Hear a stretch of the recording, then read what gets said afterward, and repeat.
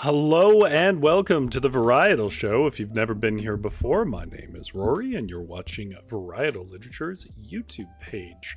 And what we do here is try to create a cozy little corner of the internet for narrative. If this is your first time here and you are watching live, you should know that there is a live chat going on right now, and they are already chatting. And if you don't know why you would want to participate in that, it's because we are going to play a solo tabletop RPG that's going to involve interpreting, prompts and so on. And that's a place where you can give me some advice about how the direction you think we should go. No guarantee I'll take it, but I do try to incorporate as many reasonable requests as I can.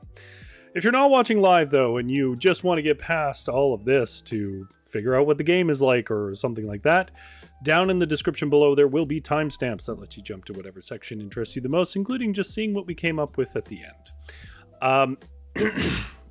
I'm just going to take a minute, say hello to the chat, and then we will go on to try and remember how to play this game. Part of the reason I'm a little late starting is I vaguely remembered something I did last stream that apparently I made no notes on, so I was watching one of my old streams on this. There is a playlist of our other Grimoire playthroughs, by the way, if you want to watch the first and second part. I will do a brief catch-up this time if you don't want to go back to them, though. Witchery says, we're back, baby! Indeed we are. I was sick last week, for those who are watching this later without context. I might still be sick this week, to be honest. I don't know. I've had some congestion and a sore throat. We'll see if that affects anything. Tammy is here, and GS is here. I'm glad to see you folks. I'm sorry to hear that how it's happened, Witchery, but from what you've said before, that turn of events in your life doesn't sound all bad, but I may be wrong. Don't let me put anything on you. And of course, Tammy, we will help you take your mind off things because we know that you've got the worst of all worlds, multiple surgeries ahead. If nothing else, tedious, if not a bit scary. Jumpstore is here. I see Jumpstore and Big Drew, a classic a chat guest from our older times. It's good to see you again, Big Drew. Of course, I was panicked, but I'm no longer panicked. Thank you for telling me not to. Zombie Wolf is here, and I think cookies can be its own meal.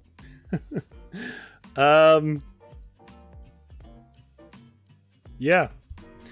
All right. I'm going to get right to it because I got to be honest, this was a bit of a busier day than I expected. I didn't get as much time as I wanted to go back through this rule set, and it's not the simplest rule set. So we're going to remind ourselves how this game is played. But one thing I'll say before I start, let me know if there's any problems with the audio or the video or anything like that, because I did manage to get the laptop I was lent from my friend up and running.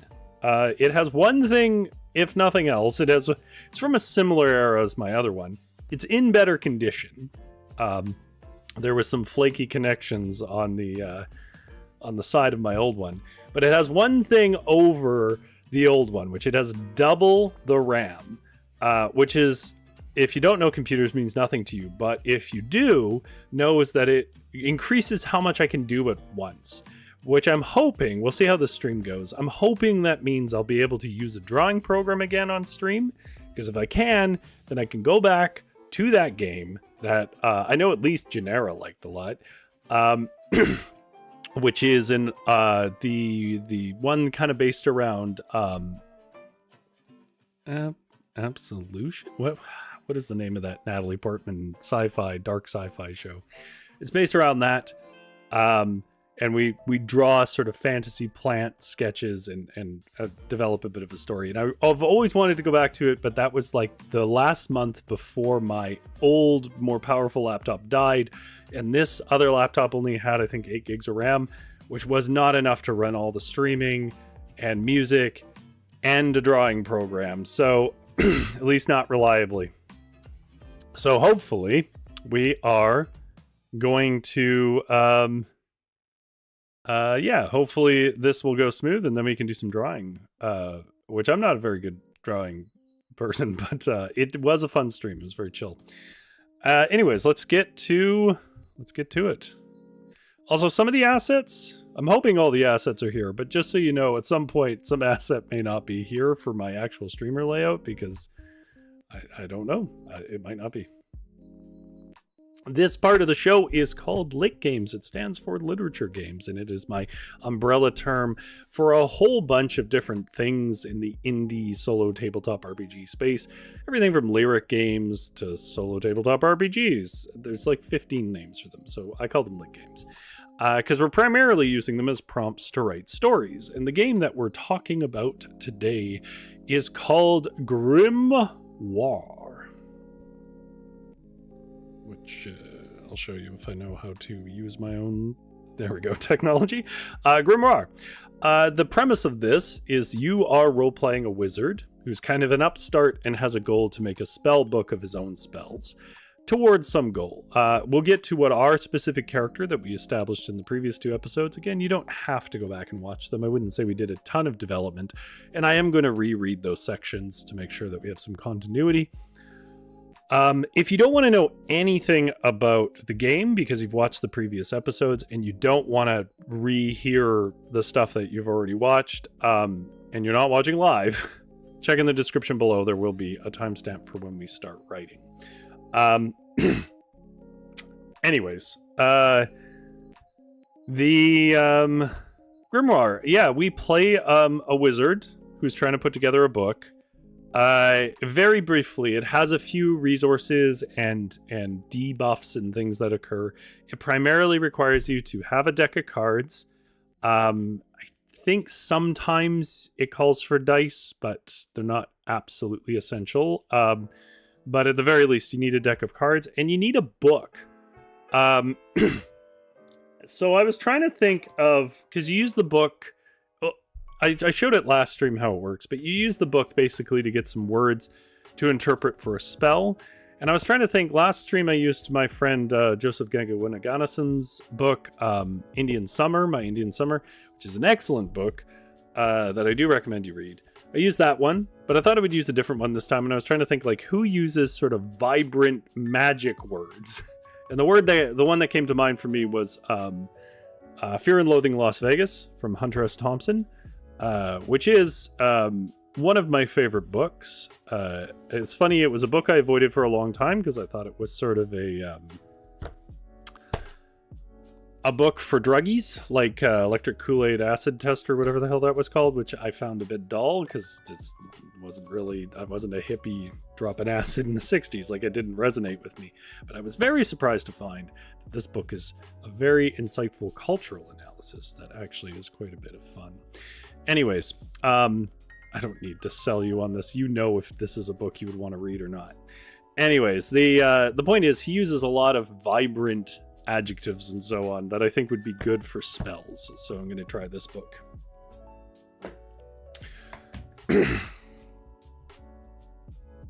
Also, I know we have some Tolkien fans in our chat. So while I go over the rules of the game, I discovered this. My partner at least was a big Tolkien fan. Not so much these days, but was when they were younger. And I am going to read a question out and give chat a chance to answer. Now, of course, you can just Google these things, but you shouldn't. Let's start with something fairly straightforward, and then I will describe the rules, and you can think about it while I do.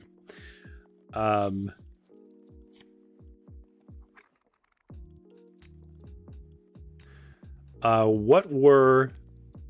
This is the tricky thing, though. Am I going to pronounce this right? Illuin and Ormal. Illuin and Ormal. There you go. See if somebody in the chat can guess.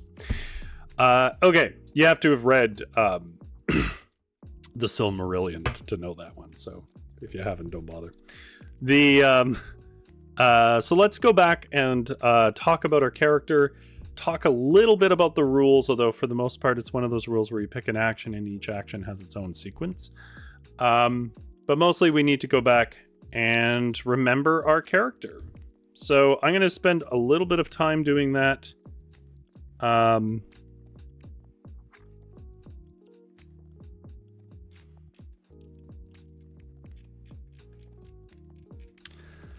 And when we get to there,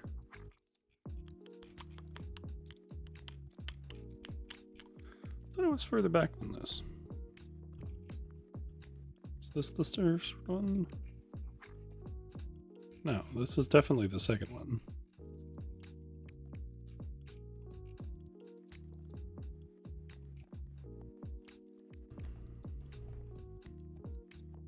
Whoops. Okay.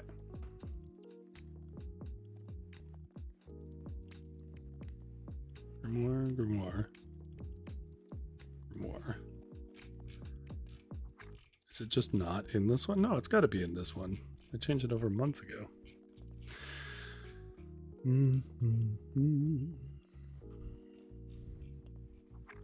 I'll admit, the question I asked about Tolkien, I did not remember. Okay, I guess not. Okay.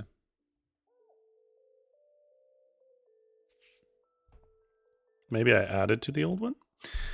Anyways, okay, so the mechanics basically are we need to collect a certain amount of coins before we can even start a spell. Spells, we'll do it later. As you do spells, the things that you can do to try and develop spells or get gold or whatever can incur wounds. At 3 wounds, you can do some things, spending gold mostly, to heal. But if you are at 3 wounds and you get a 4th wound, the game is over. Corruptions are sort of like, madman's knowledge kind of stuff. Like, as you study the dark arts, you go crazy. So some of our actions can get corruption, and then there's things we can do to lower that as well.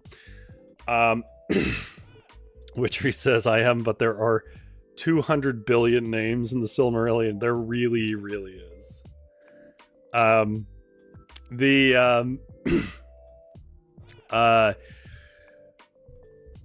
So our character we created, who is named,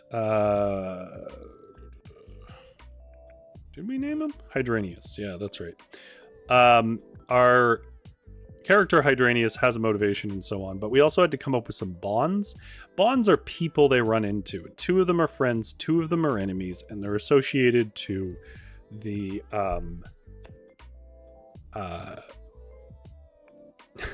suit. I don't know why it took me so long to get that word. It's the suit of a card. So like clubs is associated to an enemy, diamonds to a friend, so on and so forth. And there's a few different versions of bonds you can pick, but you need to establish those ahead of time. We did that last time, but I'm going to remind ourselves of what the bonds were. So our first bond under diamonds, who's a friend, is Platonian the Ancient. He's an investor, an old friend of our father's who runs a series of vineyards, and he believes our work could allow him to control the weather and temperatures around his vineyards and outgrow his competitors.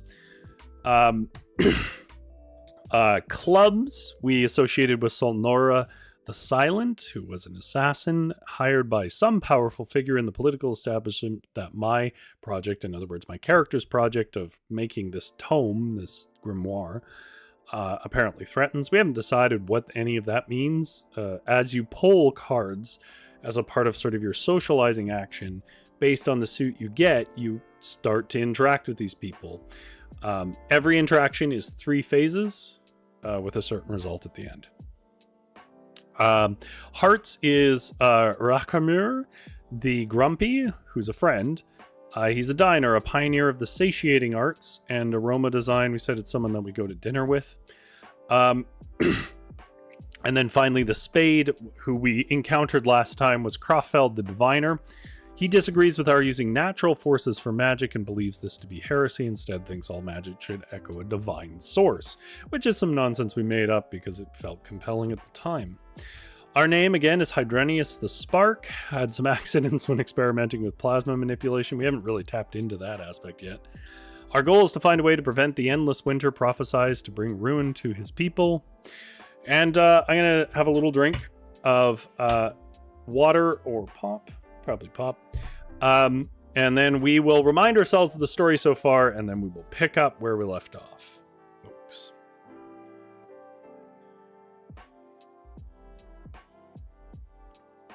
Should I keep doing my Zevia ads? Zevia. It reminds me of something I liked.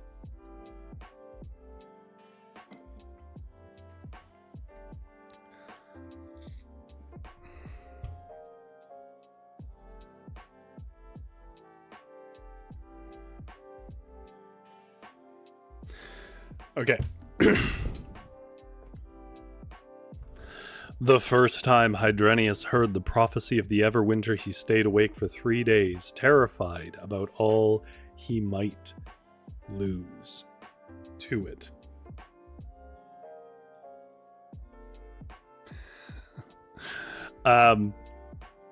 Until he finally collapsed in exhaustion and slept with his head on his mother's lap for 16 hours. At least that is how he tells it. Whether every detail of this story was true, one can never be sure. Hydrenius, or Hydra to his friends, was a talented wizard, but an insecure person, prone to lies that emphasized his endless distress in all pursuits. Nevertheless, what we could know with certainty, just by looking upon his life's direction, is that the prophecy of the Everwinter truly did disturb the boy. The prophecy itself was an old one. It stated that in a 10-year period, the seas would begin to freeze longer and longer each winter until finally all water would be as stone and all grass would be wilted in the frost. It particularly hung on the mind of the young Hydra because the sea returned a tide of slush for the first time the very year he had heard it. Not my best sentence. It was debatable what caused the freezing tide, though it definitely could not have been the Everwinter. The sea remained unfrozen the following winter in contrast to the prediction of the doom prophecy, but Hydra remained convinced of the imminent threat and already began his pursuit of the natural magics.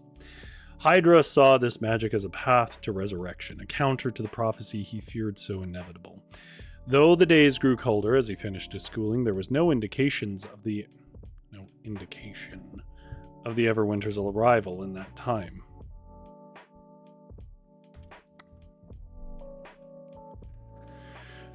Still, fear is a bond as strong as any, and one disinterested in consideration. Fear was also a powerful motivator, and in this obsession, born of nightmares, Hydrenius began work on the grimoire to break the Everwinter. This is the tale. Oh, I see. I guess I could keep doing it this way. This is part 2 that we wrote in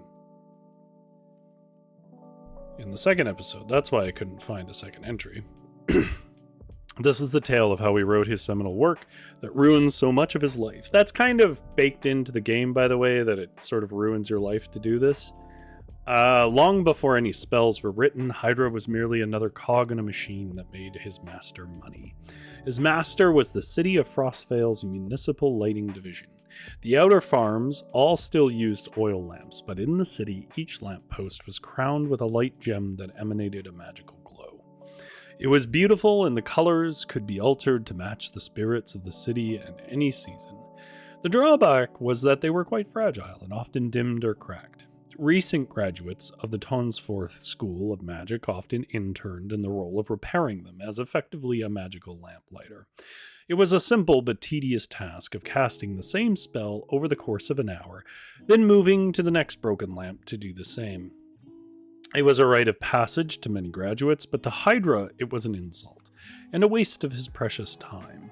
Folks of Frostvale would speak kind words of greeting to the young wizard as he pouted about casting his mending spell, and he would rarely respond. The most anyone got was a huff and a nod. Mostly, though, he would just pretend to be overly focused on the task at hand. Hydra hated this menial work, but he needed the gold or his book of spells would never grow, and the Everwinter would bring its ruins. It was in this fugue state of angry muttering while wandering to the next cracked light orb that Hydra heard the nasal screeching of an old classmate and general jackass Crawford Newton, or the Diviner, as he called himself. The screech was, of course, mockery, the only thing he ever spoke. "Oh dear, aren't you finished that damn light yet? I guess it's tough to persuade the dirt of the earth to lend you power because a diviner would have had this whole street done hours ago." The most infuriating thing to Hydra about Crawford's statement is that it was technically correct, and to explain the nuance to the now curious crowd would sound like little more than defensive rambling and hair-splitting.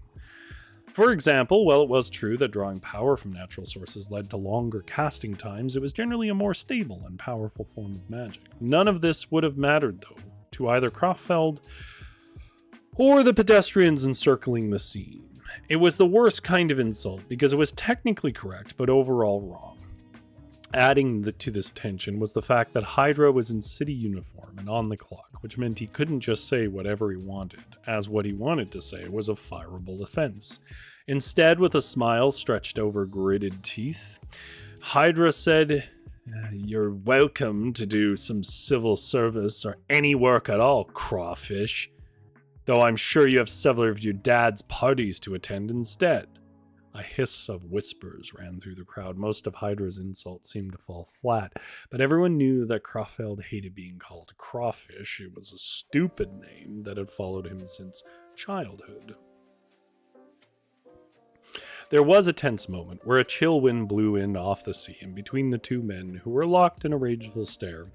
Then with a flick of his wrist, Crofeld lit the last 3 lamps in as many minutes to prove his point. Then he gave a smirk to the crowd and said, "Have pity for the boy. His mistake of natural magic robs him of the time to go to parties, I guess. But for me, I've done a day's work in minutes, and now it's time to do a day's worth of rest." And Crofeld swaggered off, the crowd in tow, as lowly Hydra stood under the lamps he lit, fuming with rage. Then, as was often the case with diviner magic, the orb burst and dropped its leaded glass on his scalp, a wound that would turn to a scar and a forced part in his hair over time. Much of the remaining weeks of the summer were spent lighting these lamps, but now, with the added misery of looking over his shoulder to see if Crofeld was again coming to disrupt his work. He didn't run afoul of him, though, at least not that month. Finally, though, as the paycheck came in, Hydra was able to buy a finely bound empty book to record his mostly loose notes. He was really doing it. He was going to make the grimoire to break the Everwinter.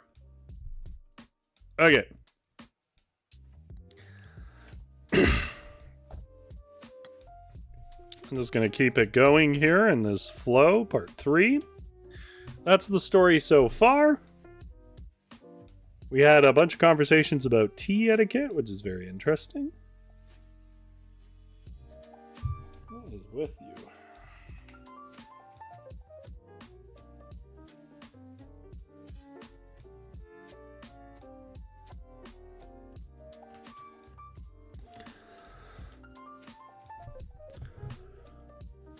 Oh wow, Janera, I'm really glad to hear that your dad is at least upswinging a bit. I don't want to jinx things for you.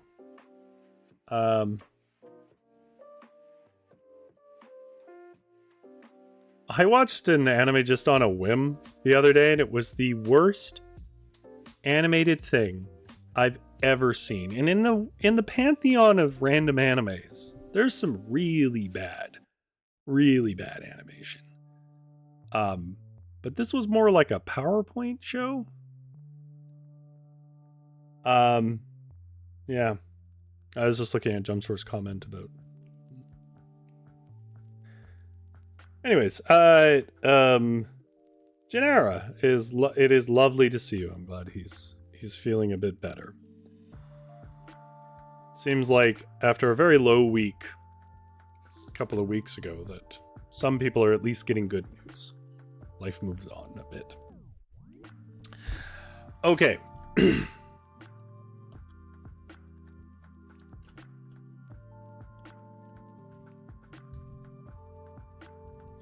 So right now we have 1 wound and we have 1 coin. I don't know if we spent our coin, but alright.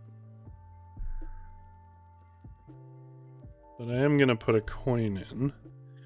And I remember what I did. I said we'll just say that we did a second action of it and got 2 coins. Whoops. Because you need 2 coins to start the spell book. And let's face it, it was getting a little dull to do that slow on a stream where you only play like 2 hours every once a month. I think it would work fine for its intended audience, which is a solo tabletop RPG you piece away at.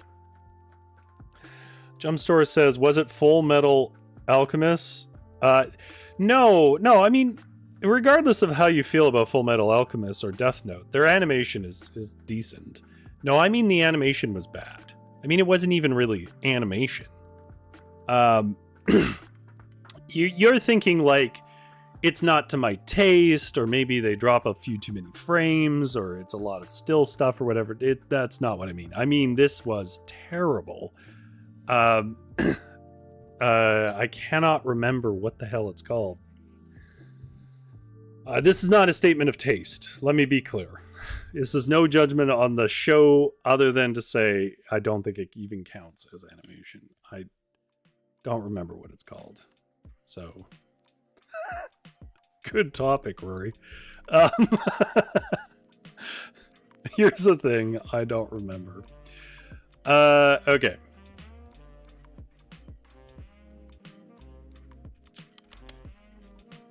We don't want to create a spell yet. We want to look at what that involves.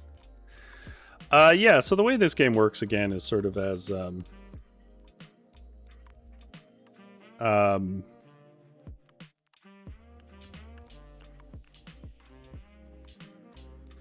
I mean, I guess I take issue with that kind of framing, Jumpstore. Like, as I've said before, unless somebody has something very specific, in my case, it was an anime, supposedly animation, and no one moved, right? Like, I'm making more of a technical statement here, but to not like something and to say something is crap, I don't really like those things. Like, you can not like something and just accept that it appeals to different people.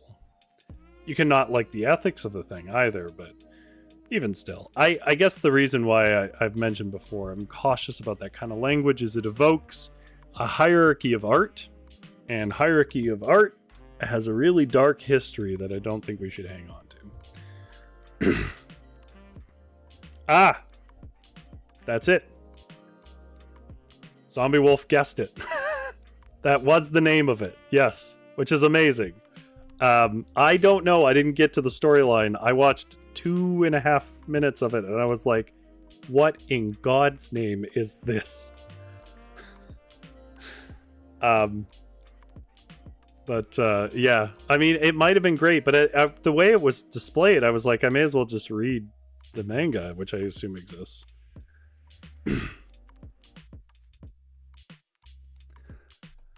Okay.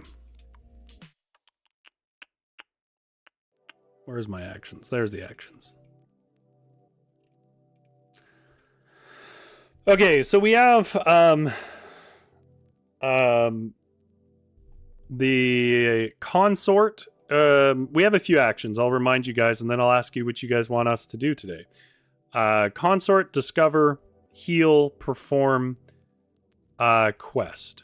I think that's all of them. Oh, and research. Okay, so I'm going to remind you guys what those are.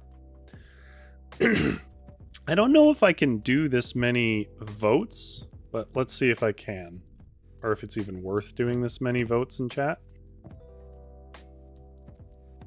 Because we recently discovered that there was a voting option I didn't think I was allowed to use, but apparently I can.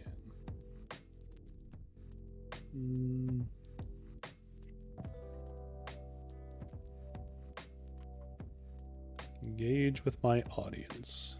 Don't tell me what to do. Which action?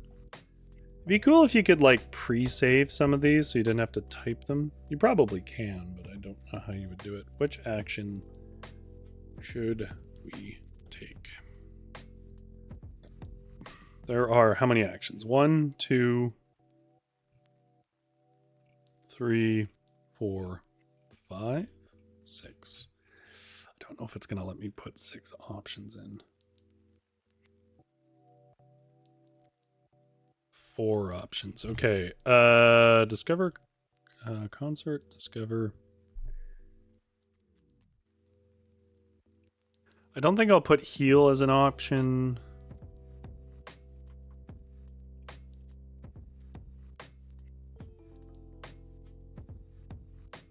I don't know if this is going to work. Let's try it. Consort.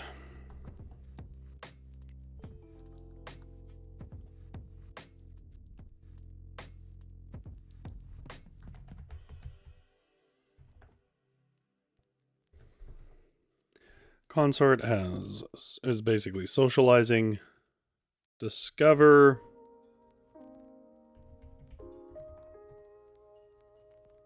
Oh, we don't have enough coin for discover, so that I can leave out. I can leave out heal because I don't care about the one.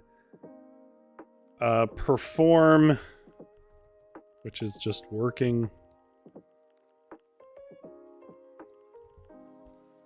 Which says we can do it in chat if it's easier. It probably is, but I'm still... You know what's actually really slowing me down?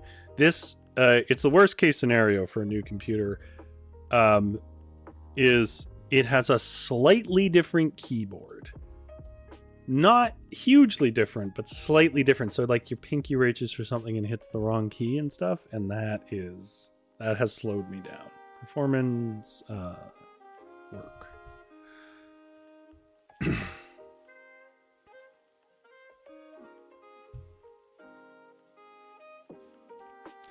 It's a shame too about that other one because I feel like the premise is strong. I don't know if I would have gotten along. It seemed a little frenetic, and I don't really go for frenetic stuff.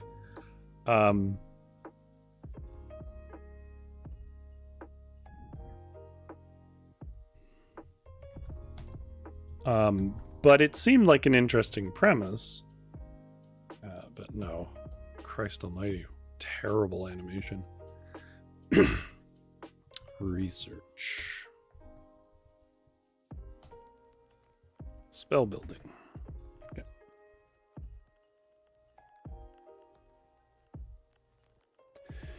Okay, I put in the ones that we reasonably could do. Some of these cost gold. Some of them help us heal.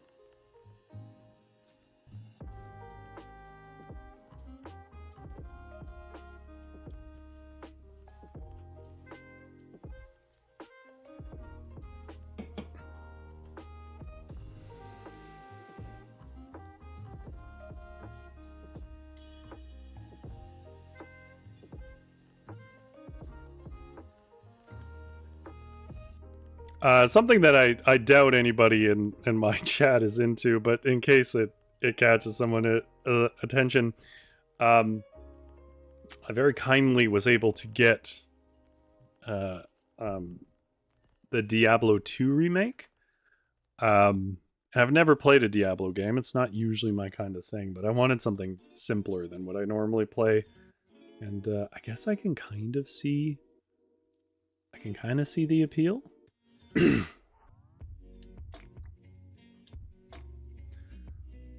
I guess besides budget, I wonder like if they are actually trying to do something. Wow, we really have split the room here. Okay, well, quest is winning, so I will end the poll and we will quest. I think that's going to... Gennaro says they remade Diablo 2. Yeah, a little while ago. And if you're on PlayStation, well, actually, never mind. The sale ended yesterday. But they had a sale where you could get Diablo 2 and 3 and a bunch of 3s. I know 3 is controversial. I don't really know why, because I never played Diablo, but I trust people. But 3 with a bunch of DLC with it for like $25 for a Blizzard game is nuts. Witcher says, I don't think polls like... yeah, I don't know if it works on mobile. But it was for questing. Anyways, it's not like it's super important. Right, let's find out. I haven't done a quest, so let's find out how it works. You venture out into the world to support your studies on a spell. This action will be one of your primary actions taken to produce journal prompts. It will allow the player to exchange coin to undertake a brief adventure composed of a series of prompts. A series of prompts? Oh, interesting. It provides a more flexible way to add spell sets at the cost of more dire journal prompt consequences and a greater number of discarded cards. Okay, remove one coin. Select a spell set for which you will quest to add a card to. Oh, that's right. So I have to remake my spell set.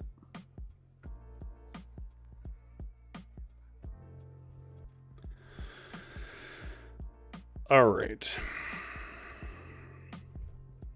We had a spell about a fire dissipating heat or something last week.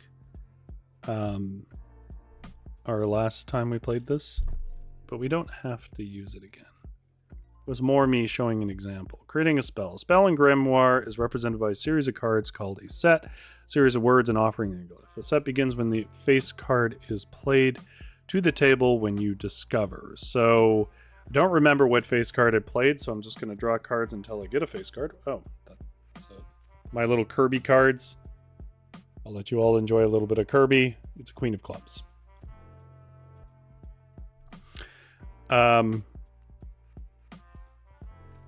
Okay.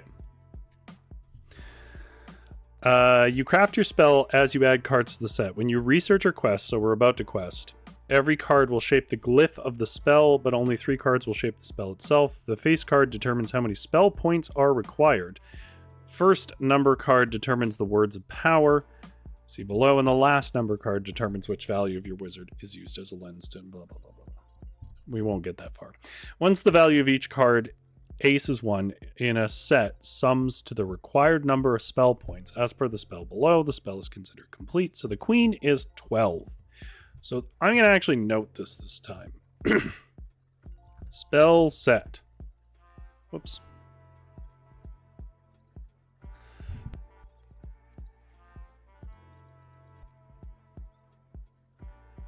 That's me working on this keyboard.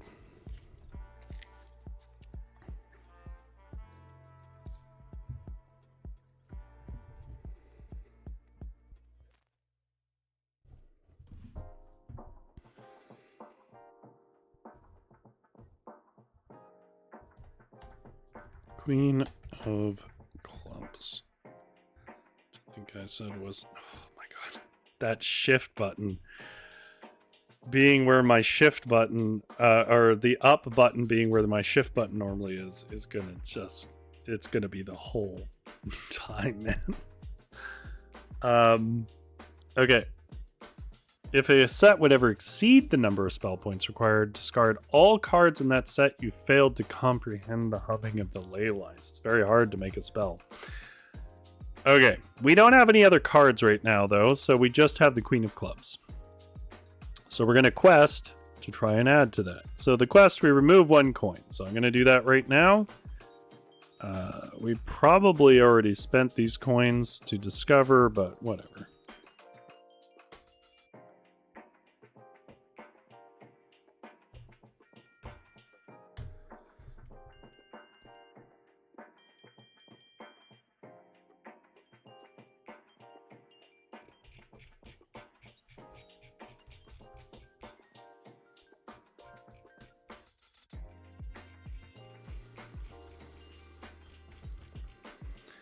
Okay.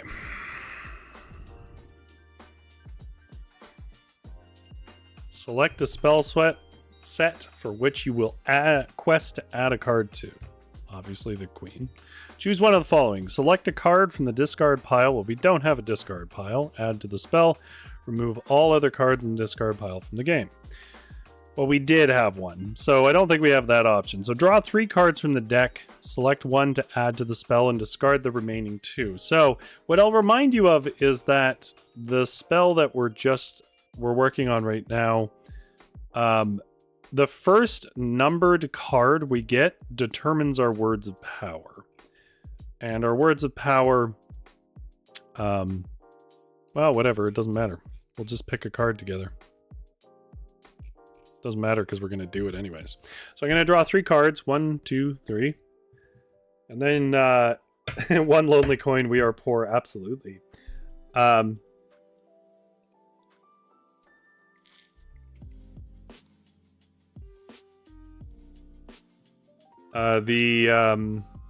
Let's see what card we want to go with, chat. I mean, it's kind of an arbitrary decision.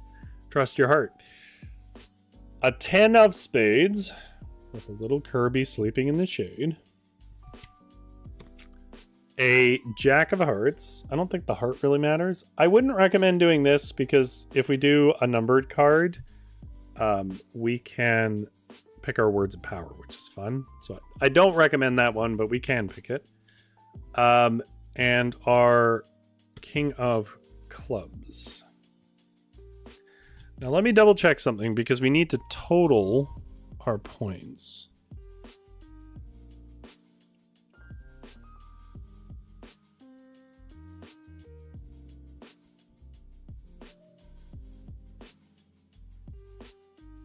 Just seeing if there's any other limit I'm not thinking of.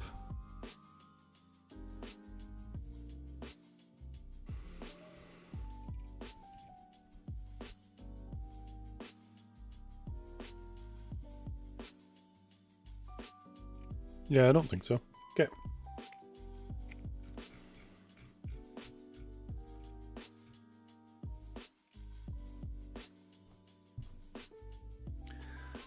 So we have 2 face cards, 1 numbered card, folks. Which one do you want to add to our spell? It's a king, a jack, and a 10. Yeah, that's my recommendation. Skip the face cards for now, but it's your guys' call.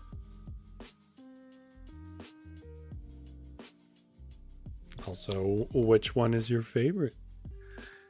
I like the little Kirby dancing with other Kirbys in the stars. GS says 10.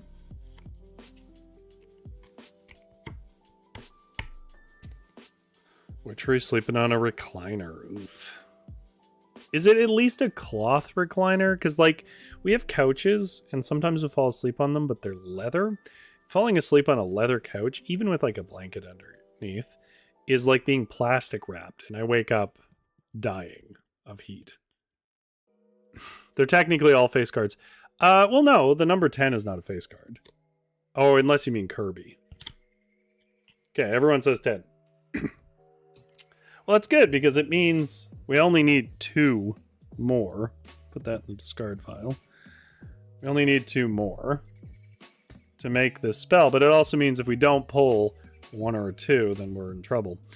Okay, so now we've discarded the remaining 2. Respond to each quest prompt generated by the cards in that spell from left to right using the suit and rank on the quest prompt tables. Oh, I forgot. The language in this game can be so confusing. It comes rushing back. Respond to each quest prompt generated by the cards in that spell. So I guess only the ones we use for the spell. From left to right. I wasn't putting it in a left to right situation, but should I be?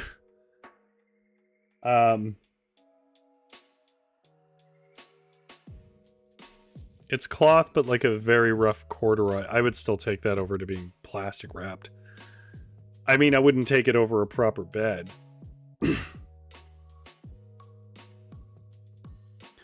Yeah, it's turning you into a gingham golem there. Responding to each quest prompt generated by the cards in the spell from left to right using the suit and rank on the quest prompt tables. Okay, well, hopefully this makes sense when I look at the quest prompt tables.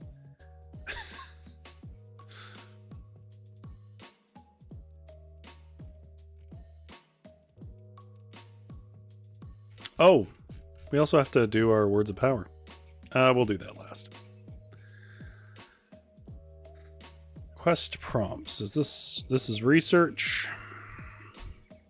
Quest. There we are. Okay, I guess the first one is the Queen of Clubs, if that's what they mean. Maybe not. Surely they mean the one we just picked up. Let me see how it looks, and then we'll decide.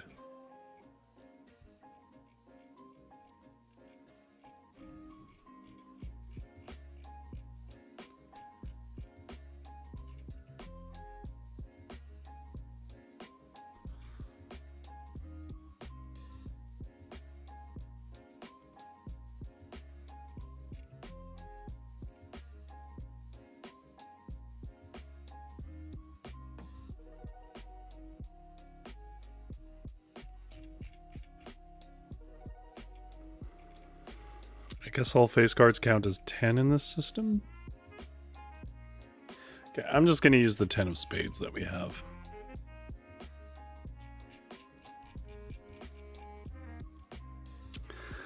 Okay, a group of angry people dragged a struggling captive. What did this captive steal? Why did the people watch you worriedly? Did you intervene? Replace your value, spades, with retribution if you did not intervene. Otherwise gain 1 wound? Oh. Right. I didn't talk about values this time, but I get it.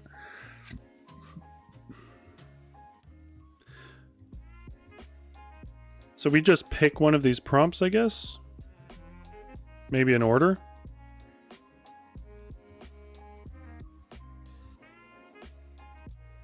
I see. Yeah, if we run across this several times. Okay. Starting to understand this more.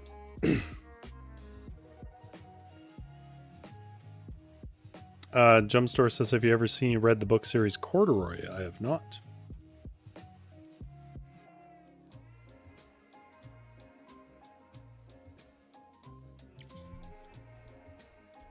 All right.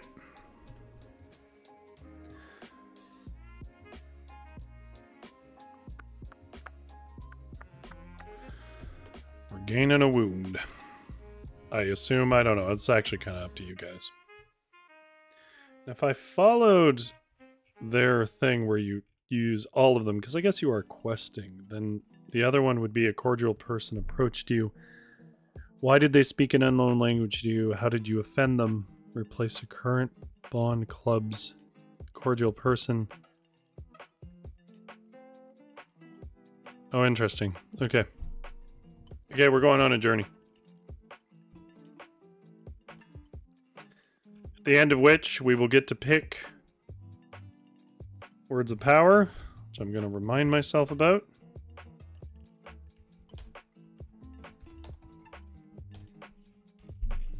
We have 2 prompts, so we got a lot to do. Tammy says, I grew up wearing corduroy pants growing up. I hated them. I wore a lot of corduroy too. I don't understand why it was a thing. They are weaker, hotter versions of more comfortable pants. Is that controversial? Am I going to get canceled by the corduroy agendas? Okay. Now we can write, chat. Only took us like an hour. It would have been faster if I had more time to prep. I will say that. My apologies. Here's our prompt. We are going on a quest to find something for our spell. Okay, we're trying to figure out a spell. Remember, our spells are about preventing the Everwinter. So this quest, by the end of it, will give us a card, some knowledge about our spell. But on the way, events occur, just like in a D&D game, right? And they've given us 2 events that occur as we look for something for this spell. The first thing that happens is a group of angry people dragged a struggling captive either into the road or whatever else. What did this captive steal? Why did the people watch you worriedly? Did you intervene? So, and then what we can do is each suit of the card has a value, like honor or dignity or whatever else that apparently our character holds. But if we do not intervene, that value becomes retribution. And that means that later, if we get this prompt again or whatever, we start gaining a bunch of injuries and it messes up our spells. But we can also intervene, but we will sustain 1 wound doing so.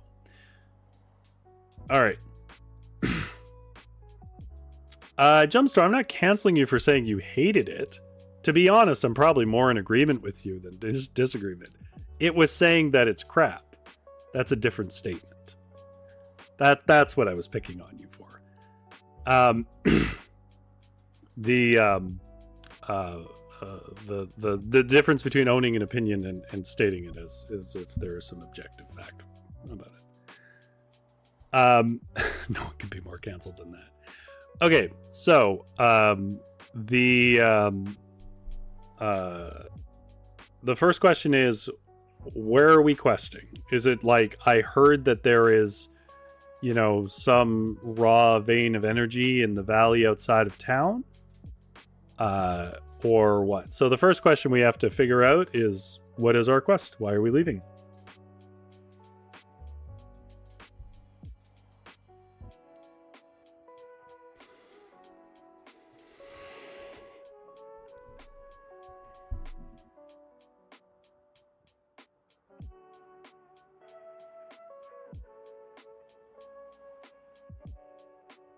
Zevia.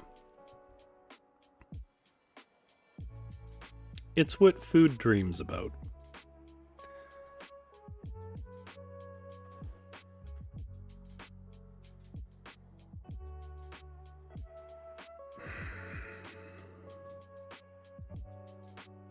Yeah, let's say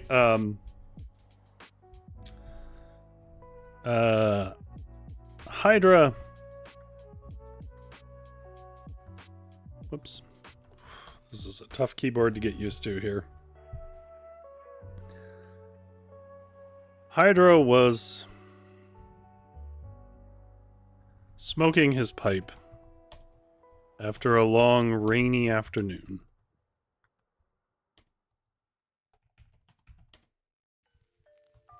Of lamp lighting,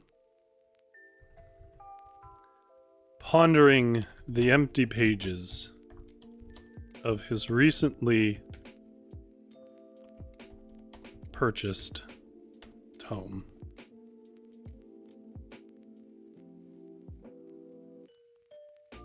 Yeah, that's right. Jump story. Like, if somebody comes along and says to me, honestly, and that one in particular, Rings of Power, if they say I hated it, it didn't do anything that I liked about the books, I can probably kind of see what you mean. But if they come along and they say, well, they were terrible, that's the worst thing ever, that's just not a knowable thing. It's not really how art works. It just appeals to people, you know? Even if you pick the worst thing in the world, like, you know, objectively bad films, there's people that love those films. And that's all art really needs to be.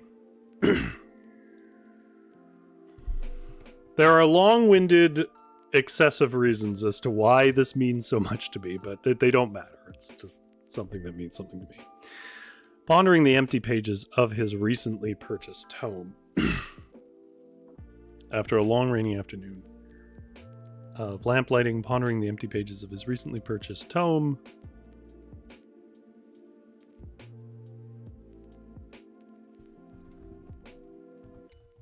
A thought echoed into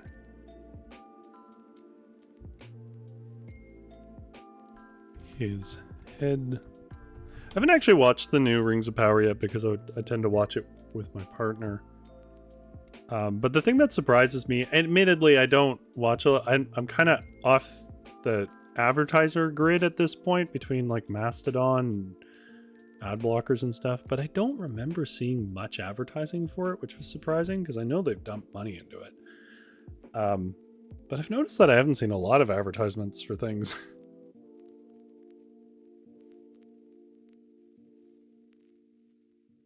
Witchery says, do you watch the YouTube show Rings and Realms? It's really high quality and not constantly negative under like the other Rings of Power stuff. I have not. There's a couple of channels that I run across consistently. I'll be honest, actually, most of them are not very negative about Rings of Power. They all have their problems. But I think most of them had more reasonable expectation than apparently others. Like, or maybe a broader perspective on it or something. Most of them are fine with it, to be honest. It's fine. Which is my perspective. I don't feel like dying on this hill, but like, I also don't feel like it deserved as much of the hate it got. It's fine. Pondering the empty pages of his recently purchased tome, a thought echoed into his head that had not... This is not a good sentence. A thought entered his mind that he had not considered for nearly 5 years. Corey is also known as the Tolkien professor. Oh, I think I do know that.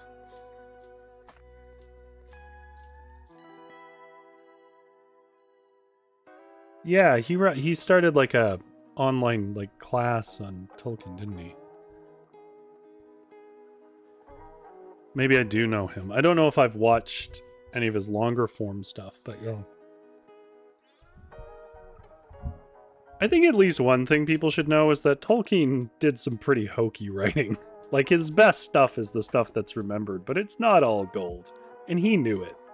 And I think sometimes when adaptations pull from the spirit of that, or sometimes even literally from it, and then you see people talk about, like, oh, it's ruining Tolkien, and you're like, well, no, actually, that's from one of the more obscure books, but that's actually from it.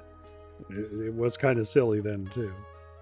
I mean, he's got a pretty good batting average, obviously, but the assumption that everything he wrote was gold is wrong.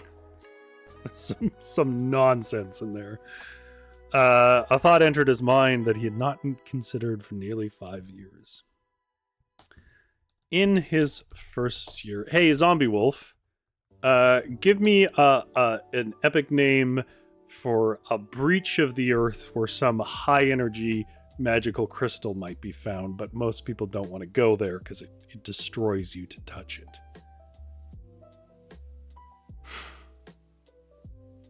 What do you mean you don't want to be pregnant for like a century? Tammy says, I love Lord of the Rings and The Hobbit, and I stopped there. Yeah, see, like, I think Rings of Power is better than some of the movies that came with The Hobbit, or at least a collection of the scenes in The Hobbit. That's not a compliment, per se. But the Hobbit movies had some low points.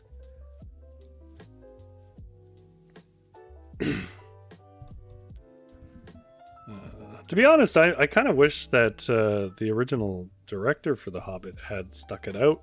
I forget why they switched him. What was his name? Guy did... oh, Christ. He's a famous director, and I can't think of his name. Chad will have it. In his first year of schooling, Hydra had stumbled across the Christamanthia chasm. Thank you. Across a map of the rumored... It was Del Toro. Yes, it was Del Toro. Which obviously would have had a completely different vibe. I don't love everything Del Toro does. I always feel like he does pretty well, and then there's always something he's a little short on. Again, that's just kind of my vibe of it. There's people that love him. But I think it would have been interesting to have different takes. Because what I don't particularly like is now that Tolkien has been adapted by Jackson for 6 movies, now that has to be it. That's the cinematic language for the books. When I feel like, you know, the Jackson movies are great, but they really only focus on a certain vibe of those Tolkien books, and there's other vibes you can pick out of the books and emphasize that I think, you know, they're very quirky. Like, one thing I'll note is the Jackson movies, even though they do acknowledge it, really don't acknowledge how grumpy and off-putting Gandalf is in the books. He's kind of a jerk when he wants to be, anyways. I mean, you see a bit of that with Fool of a Took in the Mines of Moria there, but there's a lot more of him just being kind of dismissive and a bit obtuse. He's not as kindly in the books.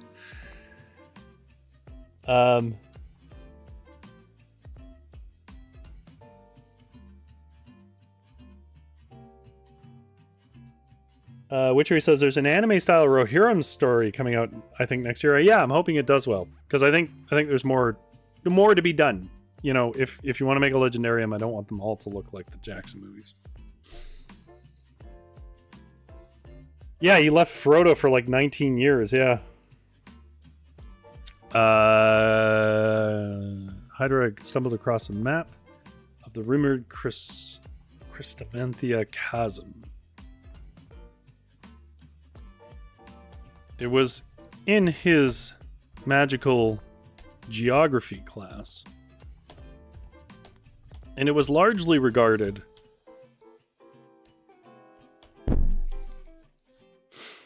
as an example of a legend that was unlikely to be literally true.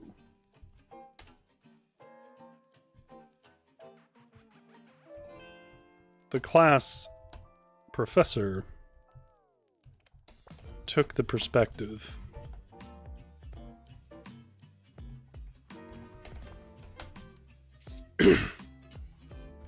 that the map and the stories of the chasm, which supposedly was full of charged primal crystals and thus extremely dangerous to those that would traverse it.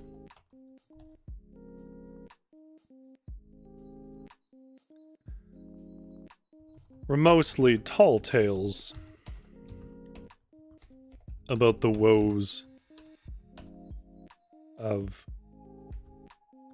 magic use in general.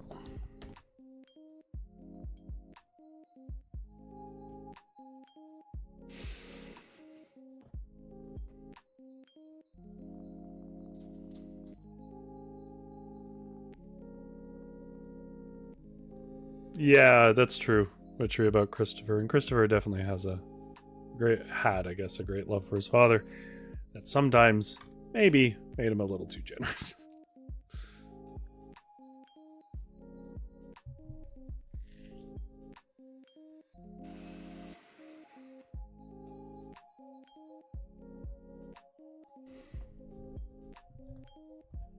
Hydra never really believed that, though. To him, it was a secret beacon left in an old tome for a primal magic user such as himself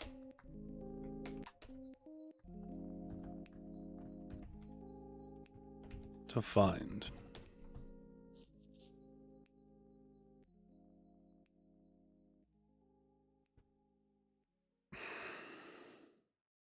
And Tammy says, I was in love with Legolas. I think you and everyone I knew. He was definitely the standout. Aragorn's my man, though.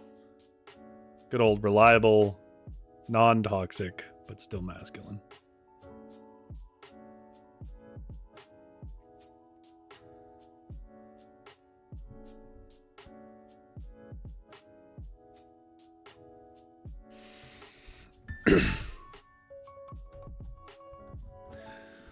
The trouble was, there were no books for him to pursue his hunch.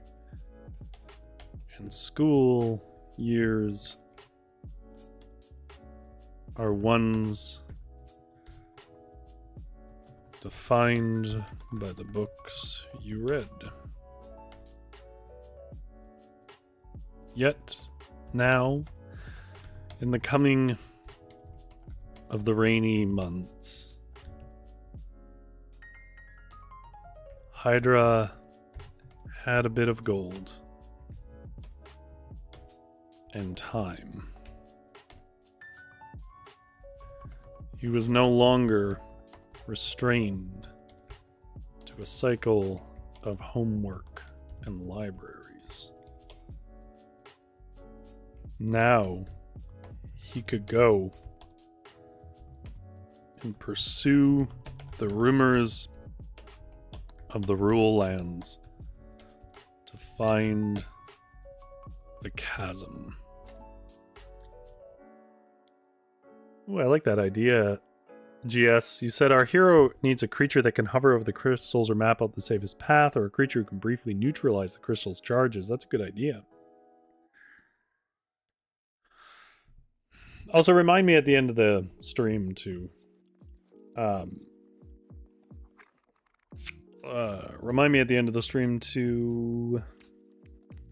give the answer to the Lord of the Rings question.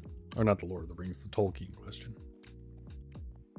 Tammy says, I don't like Orlando Bloom in Pirates of the Caribbean. I wouldn't say I don't like him in it, but I would say he's less fitting in that role. You know, the charisma, obviously, you know, Captain Jack Sparrow has a lot of the charisma in that, but I also think the villains of the Pirates of the Caribbean series, even the bad movies, if I can use the shorthand for that, let's say the unpopular ones, later on, they still had really sort of charismatic and interesting villains who had like good sort of vocal tics and stuff.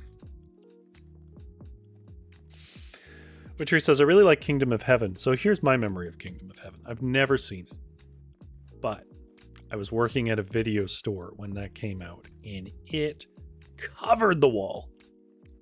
No one was renting it. So I just remember for many, many months looking at that cover. I can see it now in my head. Yeah, good point, Witchery. But if you're going to make a history movie like that, it's probably going to concern imperialism. Now he could go and pursue the rumors of the rule in the rule lands. About the chasm.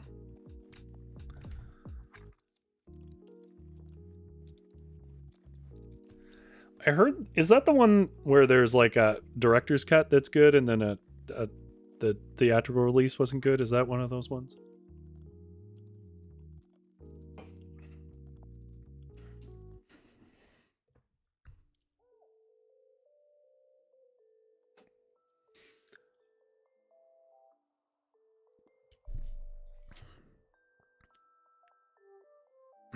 Zevia.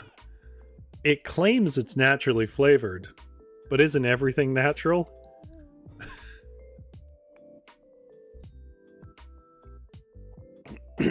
There's a lot of movies I've seen like that. Like, I'll say, I know this is a little more controversial of opinion, but it's not super controversial. I didn't really like Blade Runner when I saw it as a younger person in the 90s. Immediately, I was kind of young for it, and there was a lot of people just being sort of sad. And I don't think it really clicked with me until I saw... Now, there is a thing called a Blade Runner director's cut, but it's not the director's cut. You can look it up. I'm not going to give the whole story. It's boring. But it's got nothing to do with the director. But until I saw what was the director's cut, I forget what it's called, Final Cut or something like this, I didn't really like the movie. And then when I watched the final cut without all the noise of the voiceover, I know some people like it and you're fine to like it. I found it noisy in a movie that is very contemplative and visual. And so on and so forth. That's when I clicked with Blade Runner. I really like that version. So I think those versions really matter.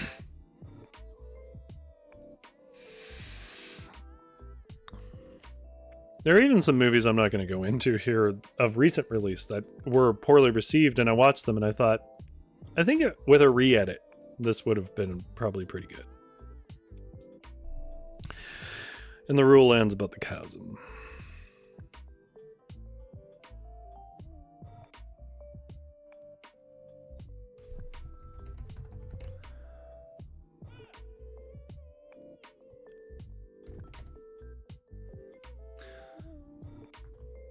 By dawn, he had packed and began his hike out in past the security of the city gates and down the ill-kept roads of stone, of laid stone, rutted dirt.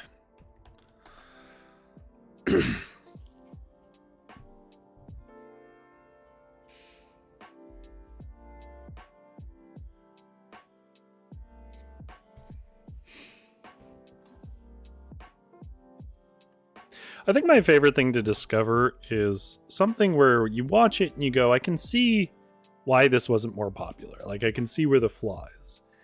But if you give it a chance, if you can get past it, whether it's just not the best, you know, one actor's doing a terrible accent, or like it maybe isn't always shot as well, or it takes too long in its first act, or whatever else. What I would call 7 out of 10s. But then you get to the end of it and you're like, you know, actually, that was a pretty good movie. I'm glad I watched it. Or a game or something like that. I'm a defender of the 7 out of 10s. I feel like there is a tendency to not go out and find stuff that's more idiosyncratic to you in the era of like Rotten Tomatoes or whatever. And I appreciate people who are willing to take the risk. Try something weird that wasn't too popular. And sometimes you find out it's really not so bad.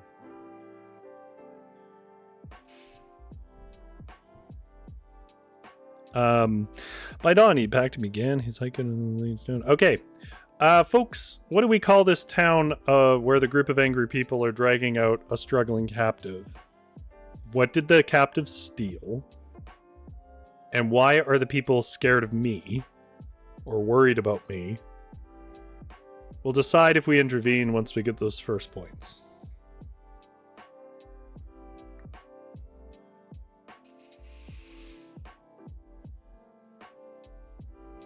Like, I remember on the topic of movies, like, the second Jurassic Park was not well received. It was considered a step down, and that's fair.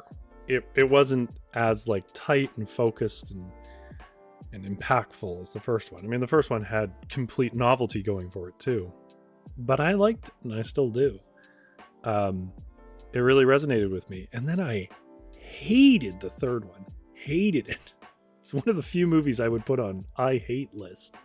I don't really know if I can explain why, because I don't know that it's actually a worse movie.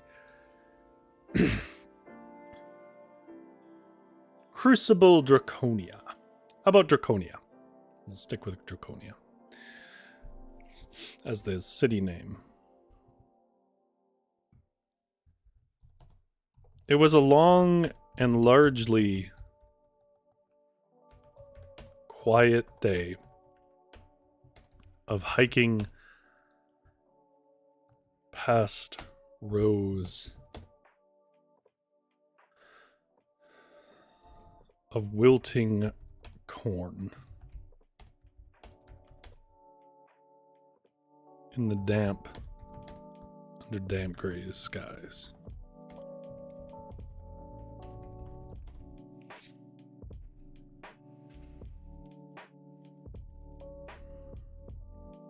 At times, a farmer seated on a mound of carrots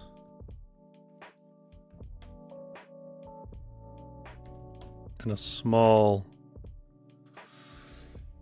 what would you call that? I guess just a wagon. In a small wagon pulled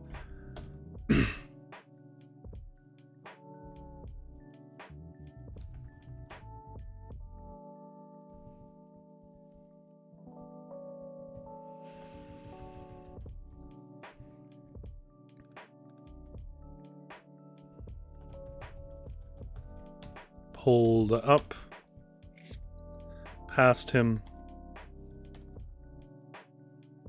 giving a nod and letting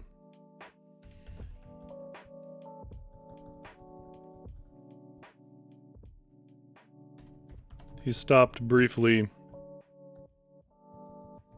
He pulled up the reins of his elderly donkey when Hydra asked how far to the next inn. He answered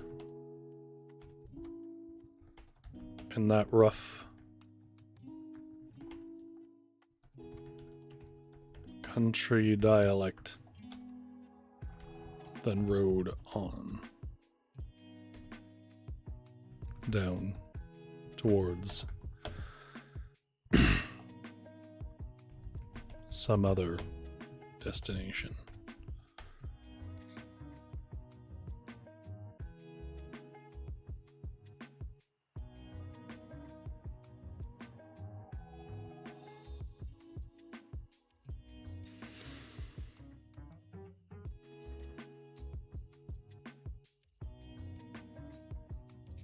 Oh, for a minute there, I thought you were giving a recommendation, but you're describing an anime. Never mind. He answered it in that rough country dialect, then wrote on.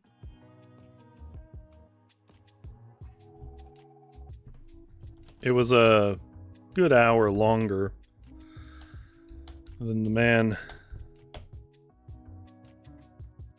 had implied. But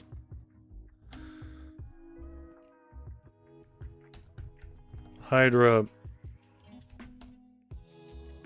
Wait, let's do this a different way. Hydra was relieved when he finally found a sign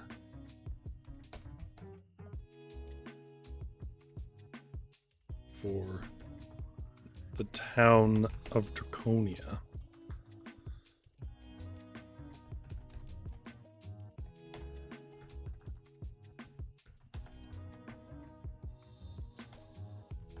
For a bit there,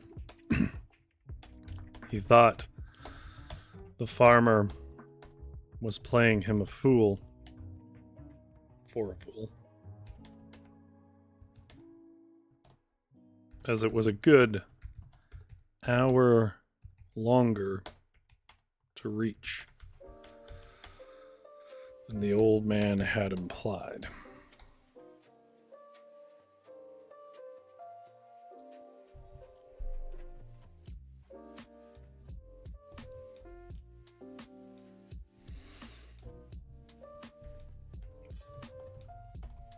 Hydra was used to a good walk from his lamplighting job.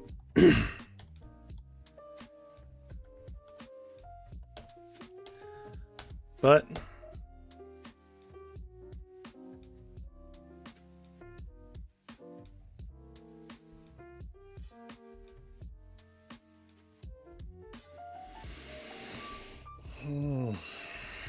he was unaccustomed to the uneven steps of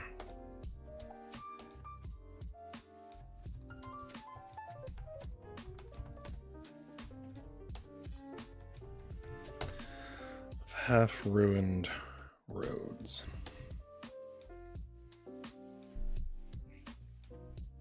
His ankles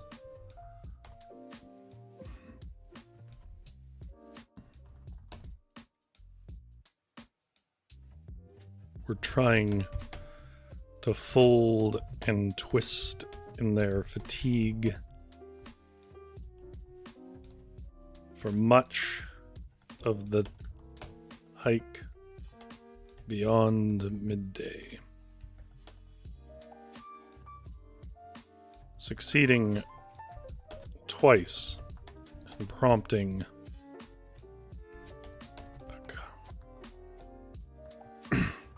a tea break, while Hydra cast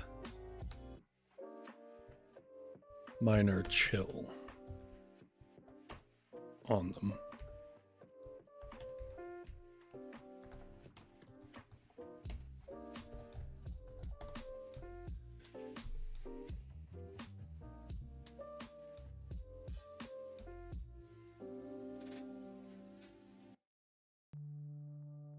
The only time I had Crunchyroll was for, like, I'm gonna say a week. I think I just did it as a trial. And I did it for one reason and one reason only. It was the only way I could find to watch Akira. short of buying it.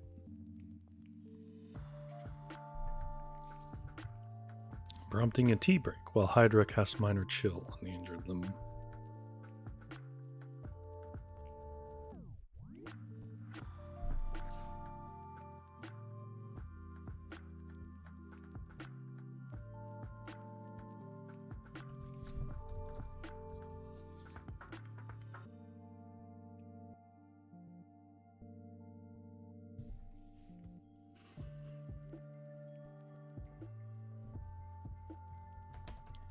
It was up the hill.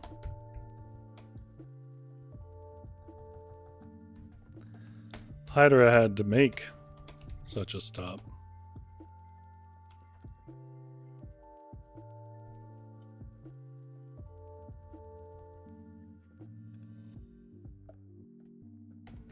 Up the hill. From the cluster of thatch-roofed homes down in the town of Draconia.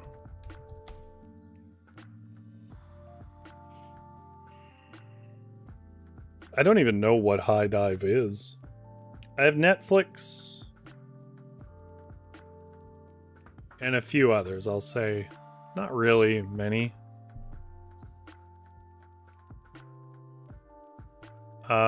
One of the unfortunate side effects to being celiac is that it's a lot of the stuff that I need is hard to find.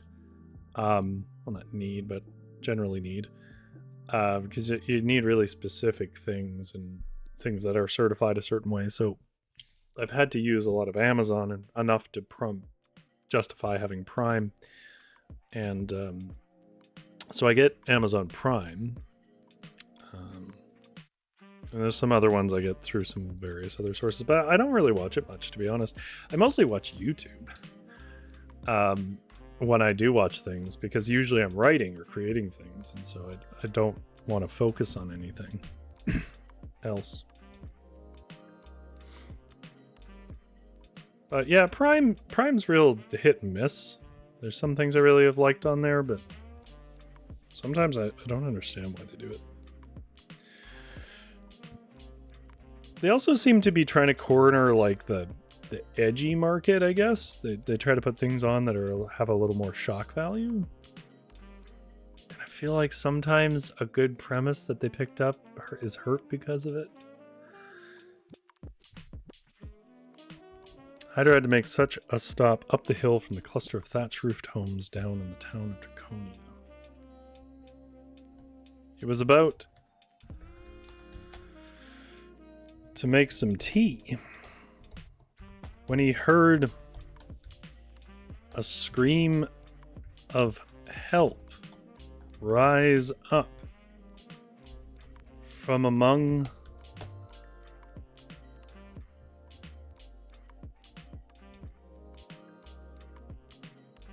the rabble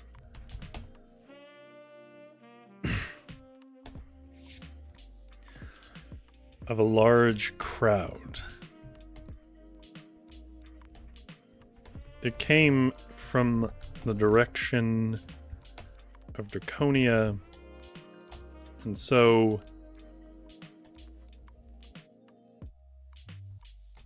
Hydra stashed his tea, then wobbled his ankles down into the town square.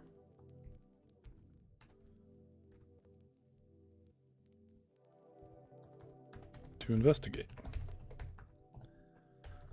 The town square was little more than a common well and a few benches.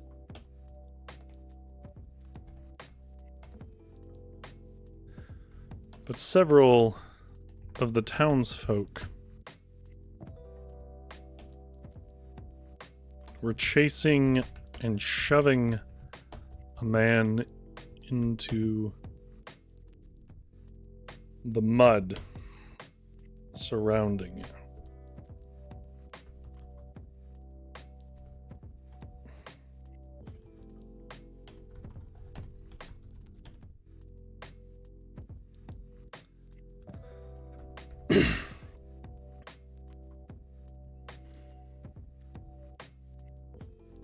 Whether for curiosity,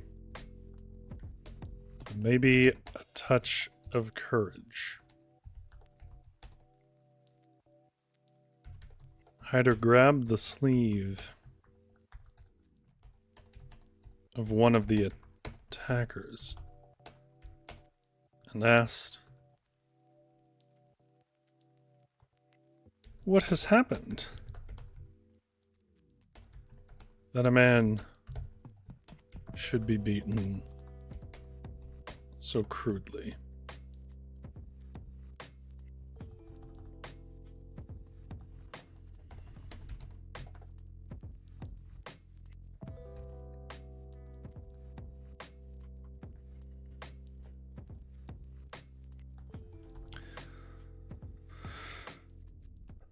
The man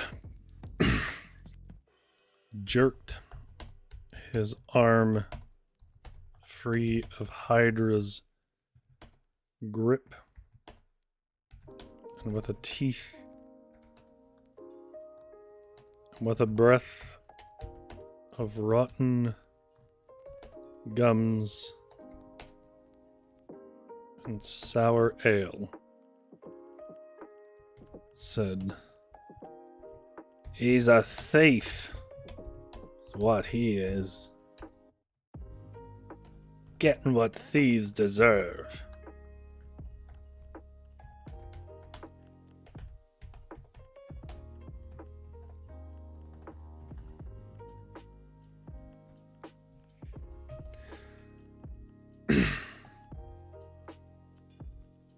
All right.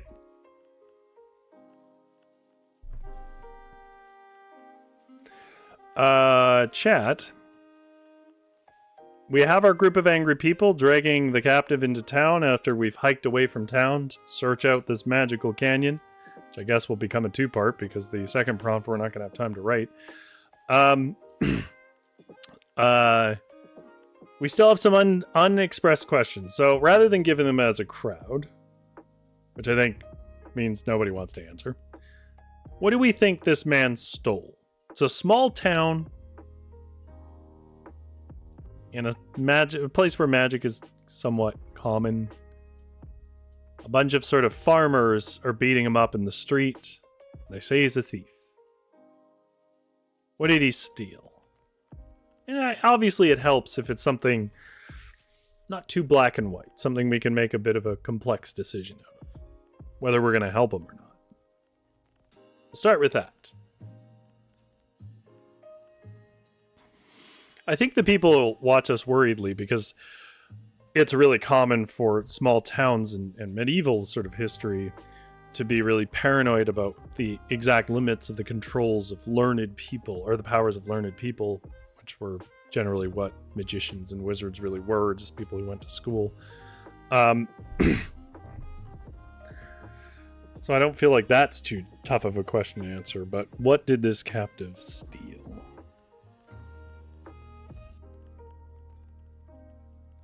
Maybe, yeah, Tammy, a magic wand. Maybe they have,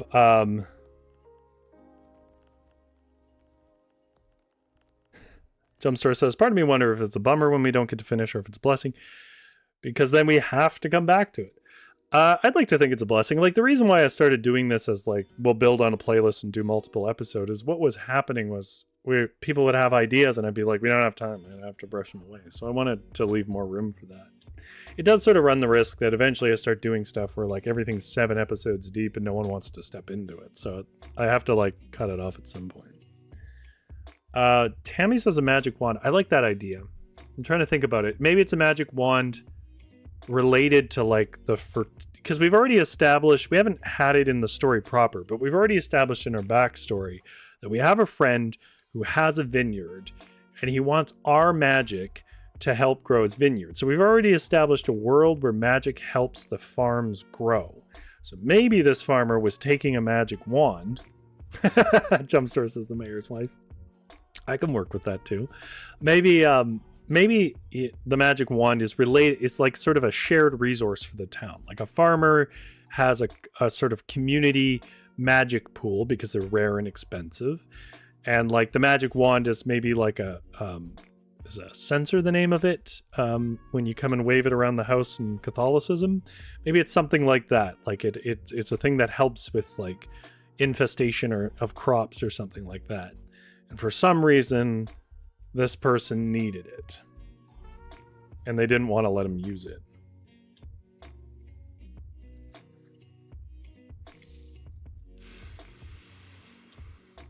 I mean, what we could say, the story that comes to mind off of those two prompts, is we could say that he was using it more than he was allowed to use it because he wanted his crops to be the best to win over the mayor's daughter, maybe, or something like that. Or maybe that's how the mayor is determined and he's in love with the mayor's wife and thinks if he becomes mayor, maybe he can win her over.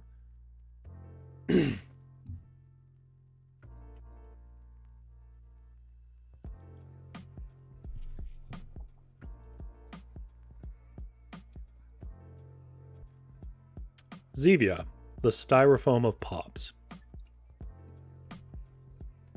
Yeah, I was thinking that, like, if it gets used too much, it sort of runs out of magic for good. So you're supposed to, like, steal it. Or you're supposed to only use a little bit so everyone can use it each year and let it fully recover. But he was, like, discovered using it too much to try and make his crops grow more. Because maybe it's like a farmer's meritocracy kind of government where you become mayor if your crops are best. Okay, see how much of this I can fit in. Because he wants to win the mayor's wife.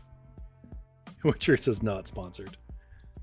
If Zevia is watching my 15 view stream, has heard the things I've said about Zevia, and they want to pay me to say them, I'll take it.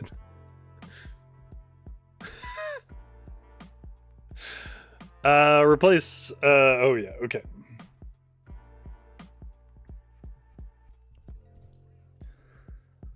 What did he steal?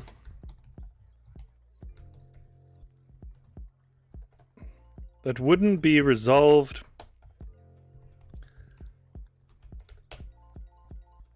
with a fine or something more proper and less beastly? Hydra asked.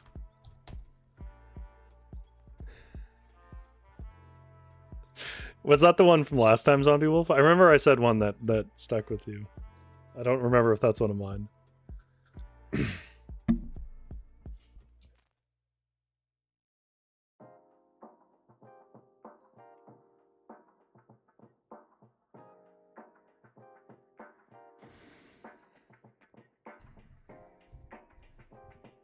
The crowd caught on to Hydra's interventions. Witchery says, I love YouTube, but also my algo isn't weird, so I watch enough YouTube that I do actually play for the pro on YouTube. I know. And you're right to criticize me for that, but I do watch a lot of it, and like it still kind of pans out. Witchery said, Fallout is a great show. Now, I've heard Fallout is a great show. That is true. And I don't know why I don't want to watch it, but at this point I don't want to watch it. I think I will watch it eventually. It's kind of like, I don't know why I don't want to watch the Last of Us series. I like the games. I like both the games. I'll die on that hill. And I don't have any reason to believe it's not good. I like everyone in it. Sounds great. I just don't want to watch it right now.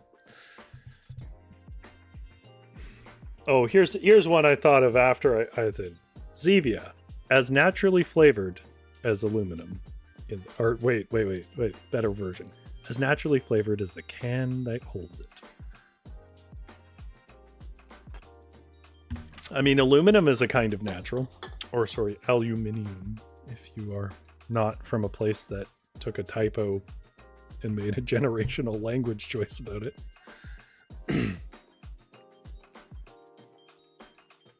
Witcher says, I've had premium since it was YouTube Red. Well, I haven't had it that long. I did kind of break down and get it around the pandemic because I was like, what else were we doing? I was watching like 16 hours of streams a day while I wandered around my lonely house. And yeah, I sort of, it was like, at this point, I'm willing to pay for Netflix, which I rarely watched, and YouTube I watched every day, so. The crowd caught on to Hydra's interventions. I think the one thing that annoys me a bit is that YouTube changed its policy that it can put ads on videos that it doesn't pay its creators. Like, it can put an ad on this video. I don't know if you guys get ads watching me, but I don't feel like you should, because they're not going to monetize it to me. And even if I was monetized a bowl, I'm not sure that I would, because I don't really like advertising, but at least not the kind that they put on these videos. But I feel like that's a bit of a low blow, that you can put ads on things that I didn't intend.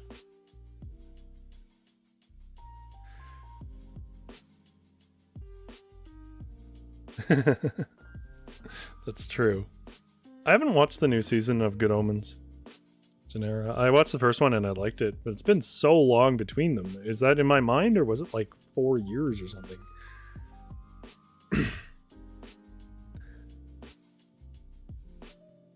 Oh, Genera, I'm not sure if you were here, but I mentioned that my friend is lending me their old gaming laptop, which means that I think I can play that plant drawing game again that you really liked, that I liked as well, honestly.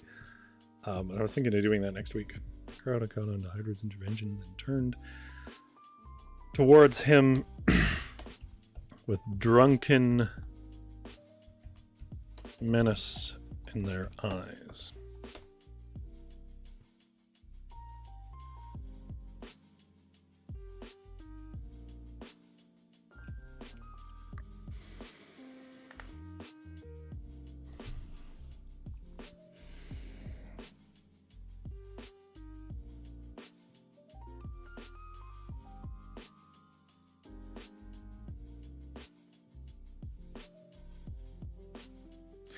I think there's probably more of a case for Fallout there, Zombie. Like, I think if you don't like Neil Gaiman, you're not going to like Good Omens. But it's very him. So, like, if you don't like his style, then you know it's not for you. But the Fallout series, as I understand it, is pretty detached from how the games feel. But I could be wrong about that. Because I did find that, with a couple of exceptions, the writing is really hit and miss in Fallout. Well, in Fallout, once Bethesda took it, I should say. I do think those original games had a lot of vibrant creativity in their storytelling. The crowd caught on to Hydra's interventions, turned towards him with drunken menace in their eyes. Like, I really didn't like Fallout 4. I was kind of okay with Fallout 3. It was a little bland, but I was okay with it. Fallout 4, I hated that game. I didn't finish it. I just watched a stream of the rest of it. Nothing against anybody who likes it. I just really didn't like it.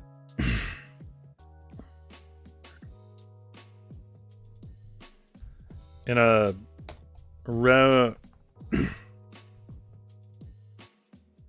there was a mixture of rage, indignation, and foul words.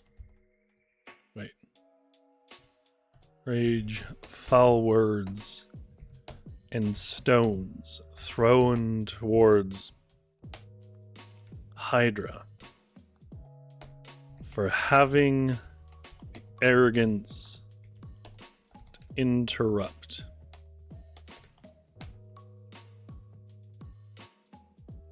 Yeah, I remember you liked that game, Genera. I also remember you said it was helpful for your world building, so it would be fun to go back to it. Interrupt. There's justice.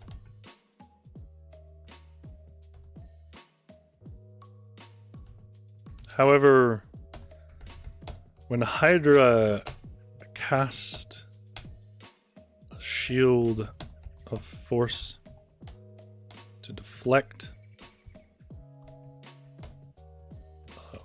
hurled tankard, the crowd recoiled in a fearful hush.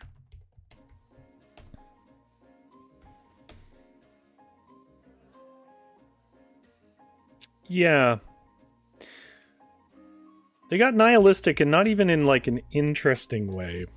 They just, I mean, they got nihilistic in their narratives, but they also got nihilistic in a meta way. By the time you get to Fallout 76, like any sort of perception of it being a sort of satirical take on things was lost. Any sense of like world veracity or anything was lost. And if you really just liked the environments and that kind of cycle of gameplay, then it was fun. But I don't feel like Fallout really stood without its odd sense of humor and its salient social commentary and well, as you say, a hope. Genera says, I like New Vegas. I tried a bit of it, but I haven't gotten through it yet. It's definitely a better made game. It's involved me more than Fallout 4 ever did in the first, like, 3 hours of play. However, when a Hydra cast a shield of force, the crowd recoiled in a fearful hush.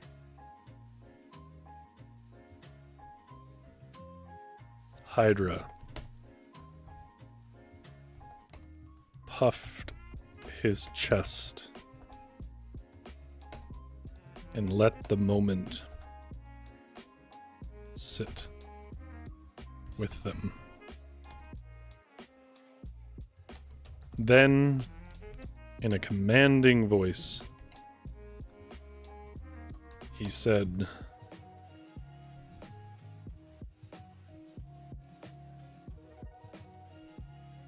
he recognized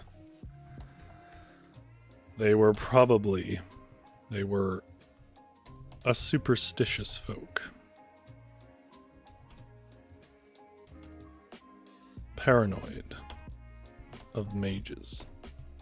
So, in a commanding voice,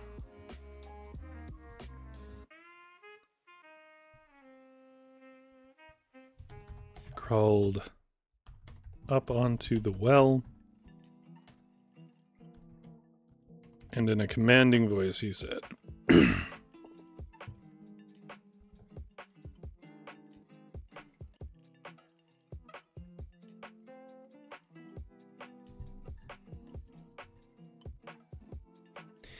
yeah, I feel like the original games were really a lot more about, like, you need to rebuild the world, so what elements do you think we should get rid of, right? Like, basically when you're sort of choosing factions and stuff in those earlier games, it was very much about, like, why do you think the world was destroyed and which of these people represents that? And of course, the core observation of the series, which means less and less as the games go on because they don't seem to really understand what they're saying, is war never changes, right? But in those early games, it was a very poignant statement.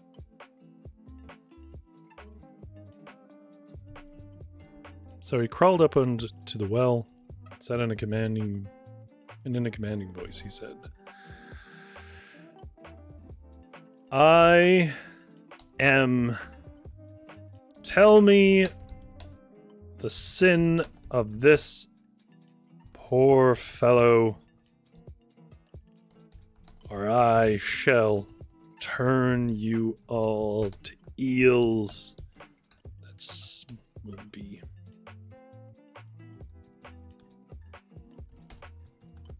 who suffocate in this road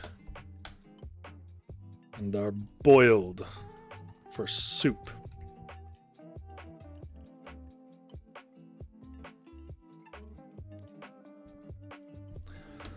A shaky-voiced woman with a long, simple gown mopping up the mud.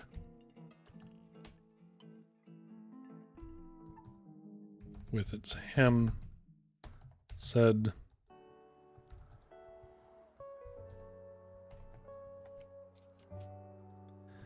"Well, this feller here, he's got a farm like all the rest of us. And he stole the wand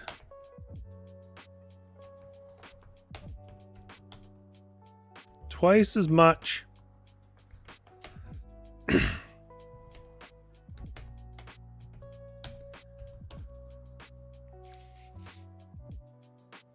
and he stole the wand twice as much as any of us has ever allowed.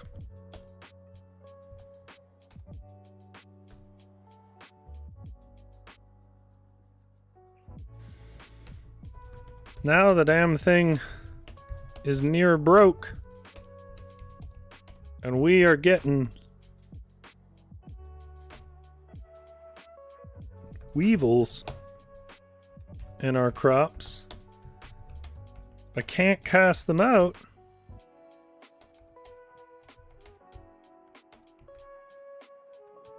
Or the wand will plumb break."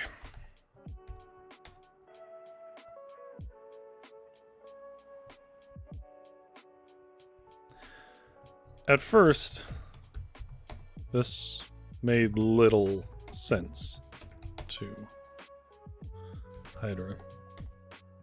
But through a conversation with the intoxicated crowd, he determined that the Farmers Guild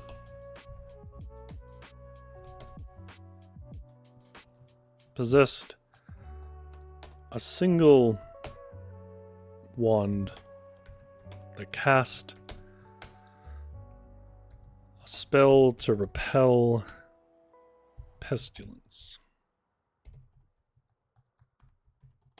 amongst the crops. As with all wands, though, its energies would grow weaker if used too much.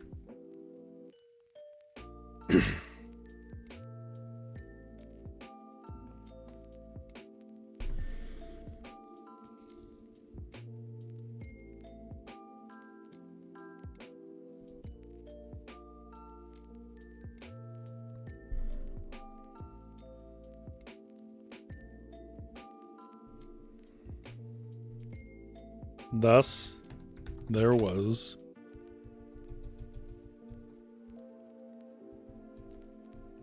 a schedule, a loaning system amongst the farmers in Draconia's guild.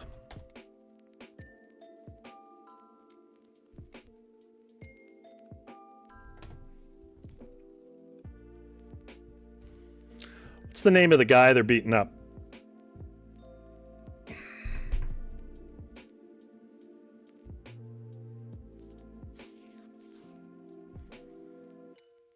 This game has a lot more, like, length to it than I originally anticipated from the mechanics, because if this is one quest action requires you to answer 2 prompts, up to like 3 or 4 depending on how big your spell list thing is,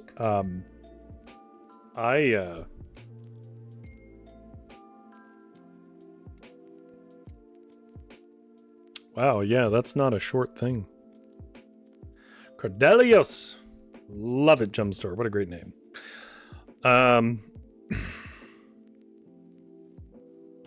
The farmer being kicked about the mud, Cordelius,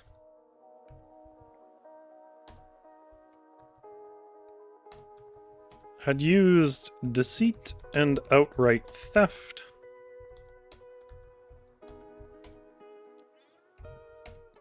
to use the wand to secretly cast on his own crops twice as often as the rest. This led to him becoming...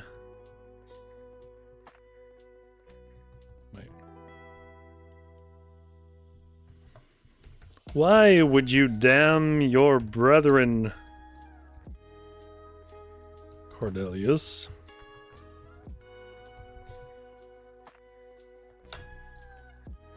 Hydra said, still affecting a voice like a bard might give to a strange and powerful mage. He had elected himself through the town's fear of his magic abilities, judge and jury. Cordelius Dolt. Cordoltius.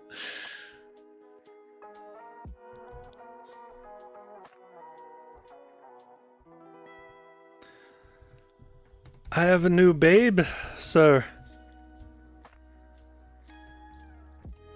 And it must eat.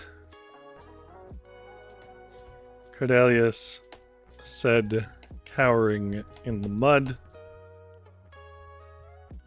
He was cut off, however,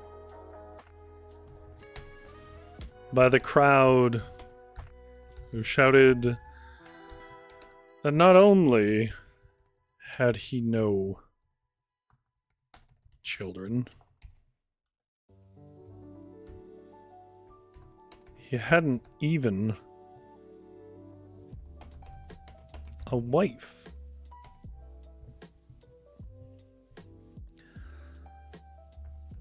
Cordelius bickered back and forth until relenting that his babe was a rather hungry hog he had bought recently. Still,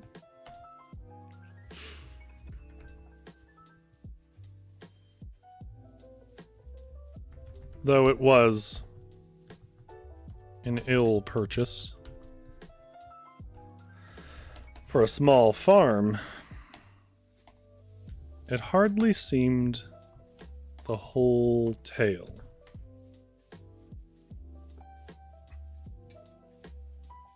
I got it from the corduroy conversation earlier. Isn't that funny where inspiration comes from? It's one of the things I really like about this stream.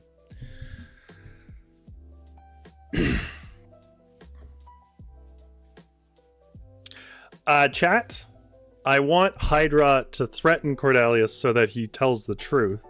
And I want him to do it with like his magic wand out, make a threat about what he's going to do with magic. Not looking for anything gruesome, I'm looking for something kind of quirky and funny, but ultimately maybe would be terrifying to a supernaturally fearing person who thinks he can do it. What magical threat should he make to Cordelius? What's his threat? Like, he threatened the townsfolk that he'd turn them into eels.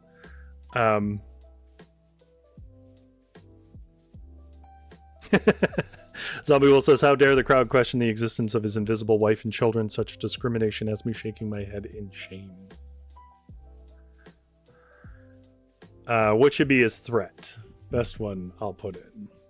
We are running low on time, so it's going to be a little bit of an abrupt ending, I think.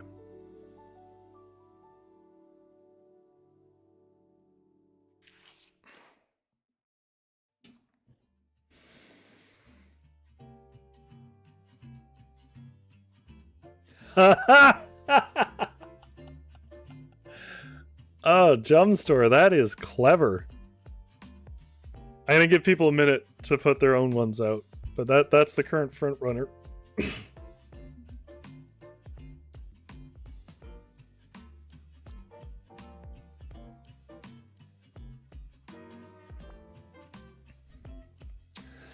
Jumpstore said use the magic wand to threaten make his imaginary wife and children real. Okay.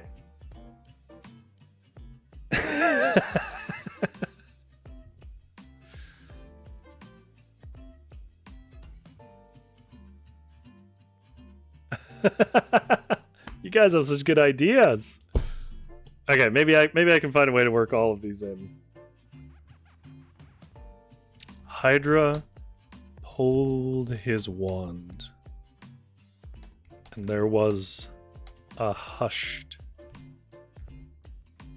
And there was a murmur that rippled.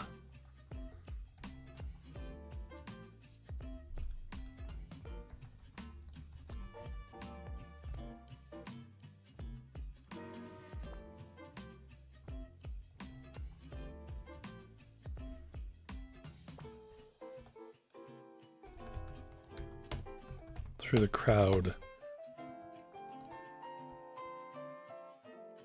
Hydra. He stepped down from the well, pointing his wand.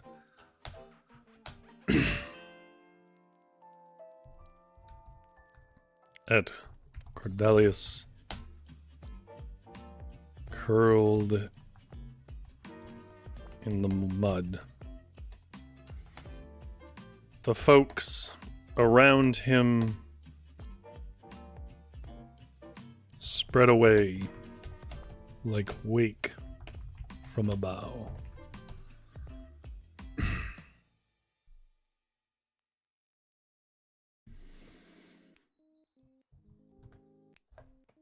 I have a spell. Young Cordelius. That only works on liars.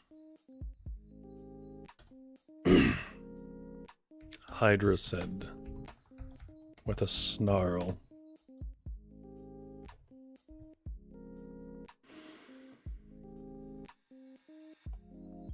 Perhaps it will do nothing at all.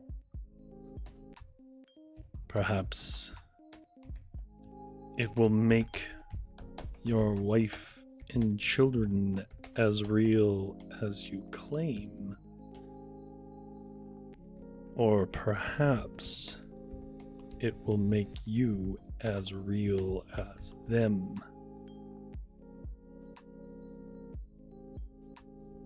Hard to say.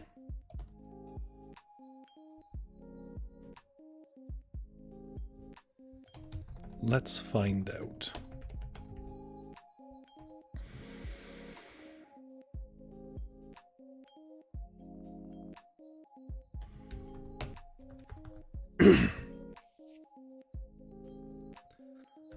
Hydra probably do it this way. Hydra swept his wand up and in a grand voice began to cast a spell that was actually a prank spell. Most young mages knew from their school days.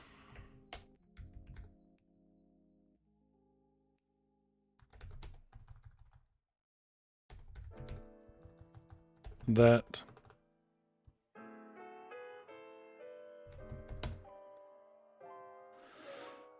made each step one walked emit the sound of a loud, echoing fart.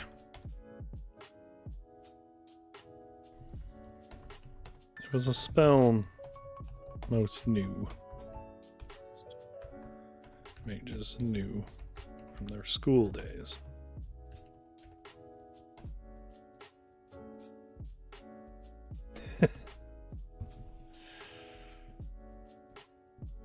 Alas,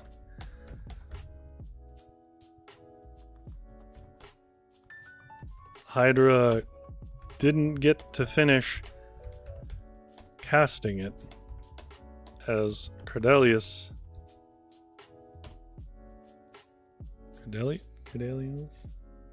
yeah, shouted,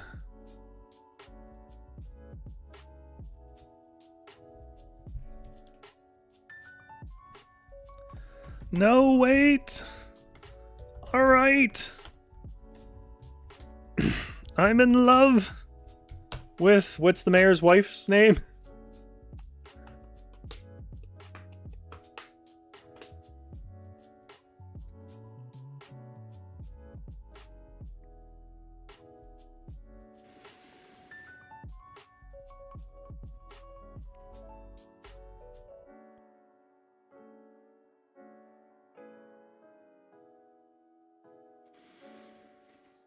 We're almost out. I already kind of know what I'm going to do at the end. Helenia. Okay. I'm in love with Helenia! Hydra held his casting hand above his head, observing the shocked gasp of the crowd.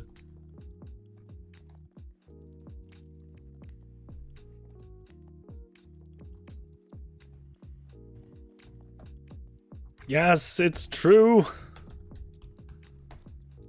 I thought I may have had a chance with the mayor's wife. Were I the mayor?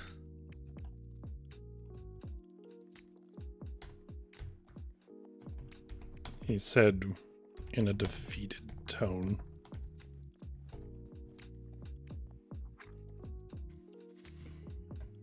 How does your crop make you mayor?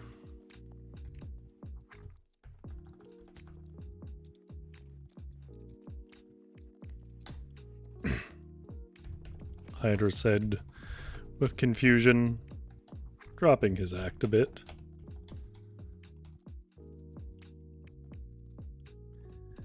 Well, someone piped up. We are farming folk.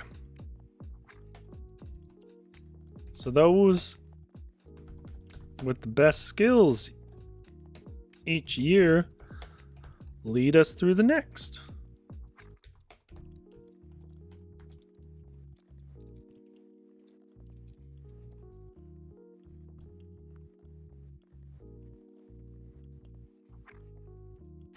Trying to pull a Zeus, yeah.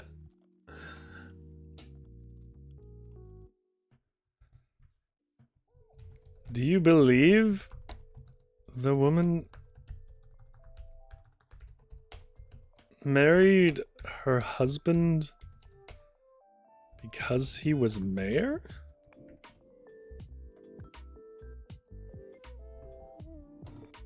Hydra asked in confusion.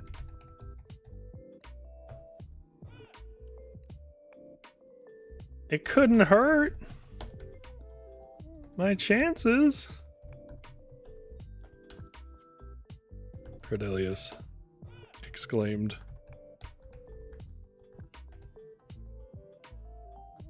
Your chances of breaking up a marriage? To be clear.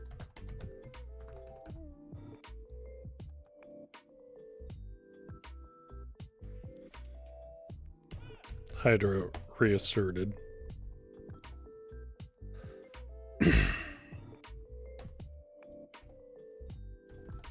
There was a sheepish nod from Cordelio.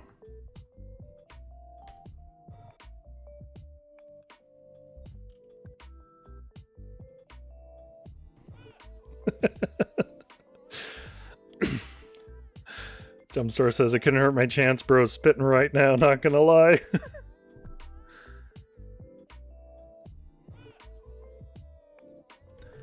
Hydra thought a few slugs to the gut were probably justified. But he knew the drunken crowd. The drunked crowd? I got drunked! I don't know why that's so funny to me. But he knew the drunken crowd was likely to kill the boy.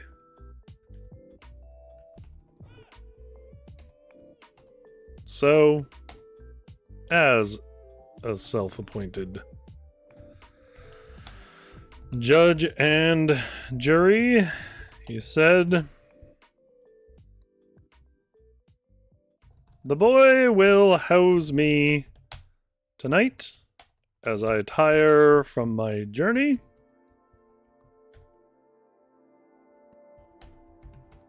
And then repay his debt by working the other farms.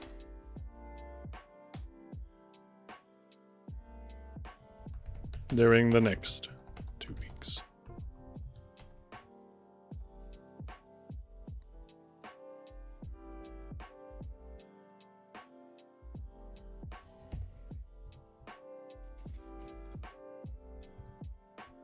There were objections and calls for harsher punishments, including from Cordelio.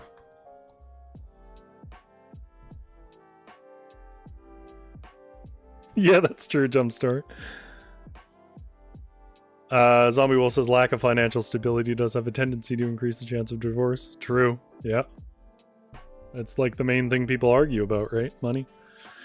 There are objections and calls for harsher punishments, including from Cordelio, who objected because he said there was no room for Hydra at his house.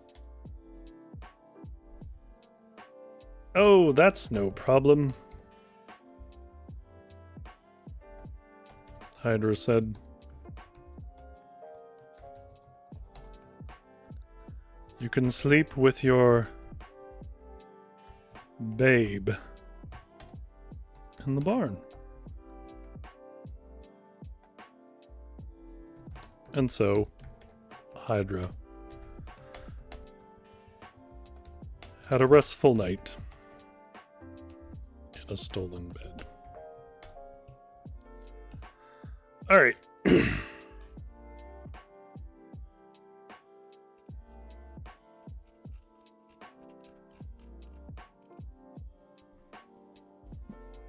Oh. My legs are a little stiff. Yeah, we'll have to do the second prompt later. If you are interested in that, be sure to subscribe, he says, as if anybody who hasn't subscribed is still watching it 2 hours and 10 minutes into the stream. I got drunked! All right. If you're coming to this part of the stream, it's because you just want to know what we came up with. And what we came up with was an extension, a third part of our story of Hydrenius, our mage, who's worried about the Everwinter coming and wants to make a book of spells to stop it. And we're making that with a game called Grimoire. Grimoire is a game where we pull some cards, we get some prompts, and then we interpret them into a story. It has some resource management and so on, but we chose to go on a quest this time to try and find some elements for our spells. This is what a spell looks like. It's not quite done yet. We need a number 2 card in there to finish it. But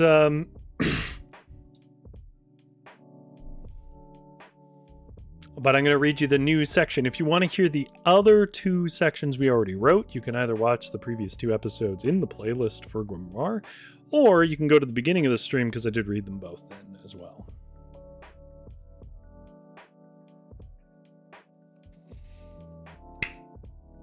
Hydra was smoking his pipe after a long rainy afternoon of lamplighting, pondering the empty pages of his recently purchased tome, when a thought entered his mind that he had not considered for nearly 5 years. See, in his first year of schooling, Hydra had stumbled across a map of the rumored Christamanthia Chasm. It was in his magical geography class, and it was largely regarded as an example of a legend that was unlikely to be literally true, an actual piece of geography. The class professor took that perspective and included the one that the map and the story of the chasm, which supposedly was full of charged primal crystals and thus extremely dangerous to those that would traverse it, were mostly tall tales about the woes of magic use in general. Hydra never really believed that, though. To him, it was a secret beacon left in an old tome for a primal magic user such as himself to find. The trouble was, there were no books for him to pursue his hunch, and school years are ones defined by the books you were reading. Yet now, in the coming of the rainy months, after his graduation, Hydra had a bit of gold and time. He was no longer restrained to a cycle of homework and libraries. Now he could go and pursue the rumors in the rural lands concerning the chasm. By dawn, he had packed and began his hike out past the security of the city gates and down the ill-kept roads of laid stone and rutted dirt. It was a long and largely quiet day of hiking past rows of wilting corn under the damp gray skies. A farmer seated on a mound of carrots in a small wagon pulled up past him, giving a nod. The farmer pulled up the reins of his elderly donkey when Hydra waved him and asked how far to the next inn. The man answered in that rough country dialect, then rode on down towards some other destination behind him. Hydra was relieved when he finally found the sign for Draconia, the town that the passing man had named. For a bit there, he had thought the farmer was playing him for a fool, as it was a good hour longer to hike there than the old man had implied.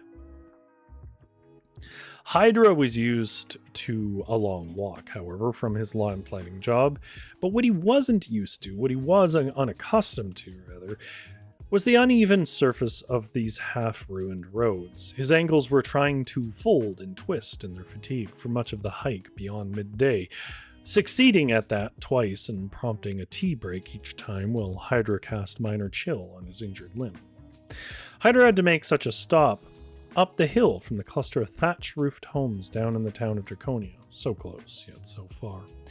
He was about to make some tea when he heard a scream of help rise from among the rabble of a large crowd near the center of town. It came from the direction of Draconia in general, and so Hydra stashed his tea and then wobbled his ankles down into the town square to investigate. The town square was little more than a common well and a few benches, but several of the townsfolk were in it, chasing and shoving a man into the mud there. Whether for curiosity or maybe a touch of courage, Hydra grabbed the sleeve of one of the attackers and asked, "What has happened that a man should be treated so crudely?" The man jerked his arm free of Hydra's grip and with a breath of rotten gums and sour ale said, "He's a thief is what he is, getting what thieves deserve." "What did he steal that wouldn't be resolved with a fine or something more proper, less beastly?" Hydra asked. The crowd caught on to Hydra's interventions and turned their attention away from the beleaguered man in the mud and towards him, and he could see the drunken menace in their eyes. All at once.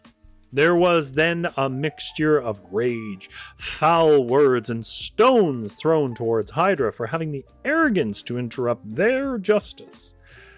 However, when Hydra cast a shield of force to deflect a hurled tankard, the crowd recoiled in a fearful hush. Hydra puffed his chest and let the moment sit with them. He recognized they were a superstitious folk, paranoid of mages. So he crawled up onto the town well, and in a commanding voice said, "Tell me the sin of the poor fellow in the mud, or I shall turn you all to eels, who suffocate in this very road, and are then boiled for soup." Well, a shaky-voiced woman with a long, simple gown mopping at the mud with its hem said, Well, this feller here, he's got a farm like all the rest of us, and he stole the wand twice as much as any of us has ever allowed. And now the damn thing is near broke, and we're getting weevils in our crops, but can't cast them out or the wand will plumb break. At first, this made little sense to Hydra. But through a conversation with the intoxicated crowd, he determined that the Farmers Guild possessed a single wand that cast a spell to repel pestilence from amongst their crops. As with all wands, though, its energies would grow weaker if used too much, and thus there was a schedule of sorts, a loaning system amongst the farmers in Draconia's guild. The farmer, being kicked at in the mud, Cordelios, had used deceit and outright theft to secretly cast on his own crops with this wand twice as often as anyone else was allowed. "Why would you damn your brethren, Cordelios?" Hydra said, still affecting a voice like a bard might give to a strange and powerful mage. He'd elected himself, through the town's fear of his magic abilities, judge and jury. "I have a new babe, sir, and it must eat," Cordelius said, cowering in the mud, but he was cut off by the crowd, who shouted that not only had he no children, he hadn't even a wife. Cordelius bickered back and forth until relenting that his babe was a rather hungry hog he bought recently. Still, though it was an ill purchase for a small farm, it hardly seemed the whole tale. It was a lie to cover a lie, and Hydra was sure of it. So Hydra pulled his wand. A murmur rippled through the crowd, fearful of his magic. He stepped down from the well, pointing his wand at Cordelius curled in the mud. The folks around him spread away like wake from a bow. "I have a spell, young Cordelius, that only works on liars," Hydra said with a snarl. "Perhaps it will do nothing at all. Perhaps it will make your wife and children as real as you claim, or perhaps it will make you as real as them. Hard to say. Let's find out." Hydra swept his wand up in a grand voice and began to cast a spell that was actually a prank spell that made each step one walked amid the sound of a loud, echoing fart. It was a spell most mages knew from their school days, and one easily undone. Alas, Hydra didn't get to finish casting it, though, as his gambit worked, and Cordelius shouted, "No, wait! All right, I'm in love with Helenia!" Hydra held his casting hand high above his head, observing the shocked grasp of the crowd. "Yes, it's true! I thought maybe I'd have a chance with the mayor's wife. Were I the mayor?" he said in a defeated tone. "How does your crop make you mayor?" Hydra said with a bit of confusion, dropping his act. Someone piped up, "We are farming folks, so those with the best skills each year lead us through the next." "Do you believe the woman married her husband because he was mayor?" Hydra asked in confusion. "It couldn't hurt my chances," Cordelius exclaimed. "Your chances of breaking up a marriage, to be clear," Hydra reasserted. There was a sheepish nod from Cordelio. Hydra thought a few slugs to the gut were probably justified, but he knew that the drunken crowd was likely to kill the boy. So as a self-appointed judge and jury, he said, "The boy will house me tonight, as I have tired from my journey. And then he will repay his debt to the guild by working the other farms and not his own during the next 2 weeks." There were objections, of course, and calls for harsher punishments, including from Cordelio, surprisingly, who objected because he said there was no room for Hydra in his house. "Oh, that's no problem," Hydra said. "You can sleep with your babe in the barn." And so Hydra had a restful night in a stolen bed. And we'll deal with the rest of that journey when we come back to this, which probably won't be too far off, but the way we work here, if you are still watching and don't know this show very well, is we'll sort of do an episode of a game, and if we like it, we'll come back to it. We do like this one. Every few weeks, sometimes as much as a couple of months. But if you want to watch stuff we've done so far, I have playlists for all of them. And we'll find out how the rest of his quest goes and how it adds to his spell, which I will forget for next time. If anyone wants to remind me, his spell so far was a 10 of clubs, a 10 of spades and a queen of clubs. Zombie Wolf, of course, always there with the random trivia. For the new Beetlejuice movie, the scriptwriters wanted Beetlejuice to have more screen time, but Michael Keaton shot it down because he thought that Beetlejuice was a character that worked best in small doses. Well, I think he's correct. That's surprising, too, because I've heard that Michael Keaton is a little bit of a prima donna. You'd think he'd want more time in front of the camera, but that's cool. Oh, Zombie Wolf says, did you all see what I did there? Yeah, you made me say Beetlejuice 3 times. And yet he's not here. Tammy says, good night, Rory. It was a blast. It was great chatting with the gang. Went a little long, but it was so much fun, yeah. Not the longest we've gone, but it's up there. Hope everyone has sweet dreams and see you all on Tuesday. Yeah, I certainly hope that you feel better, Tammy. Gia says, great job, Rory. Thank you. Victoria says, thanks for the stream. I hope you find a better couch to sleep upon very soon.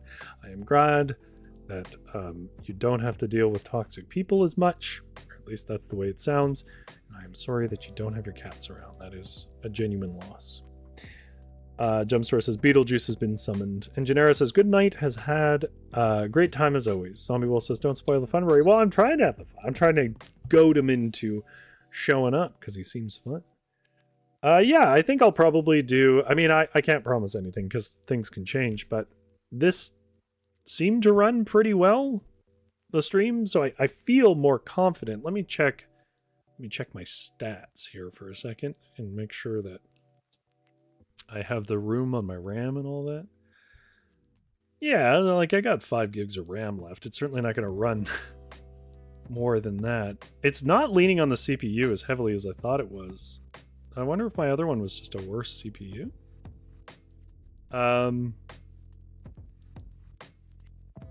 Yeah. I think I'll be able to do the drawing game next week, which is really cool. Why are you out of focus? Hey. There we go. Thank you. Anyways, good to see you folks. You don't have to go home, though you probably already are, but you can't stay here. Get out of my shop.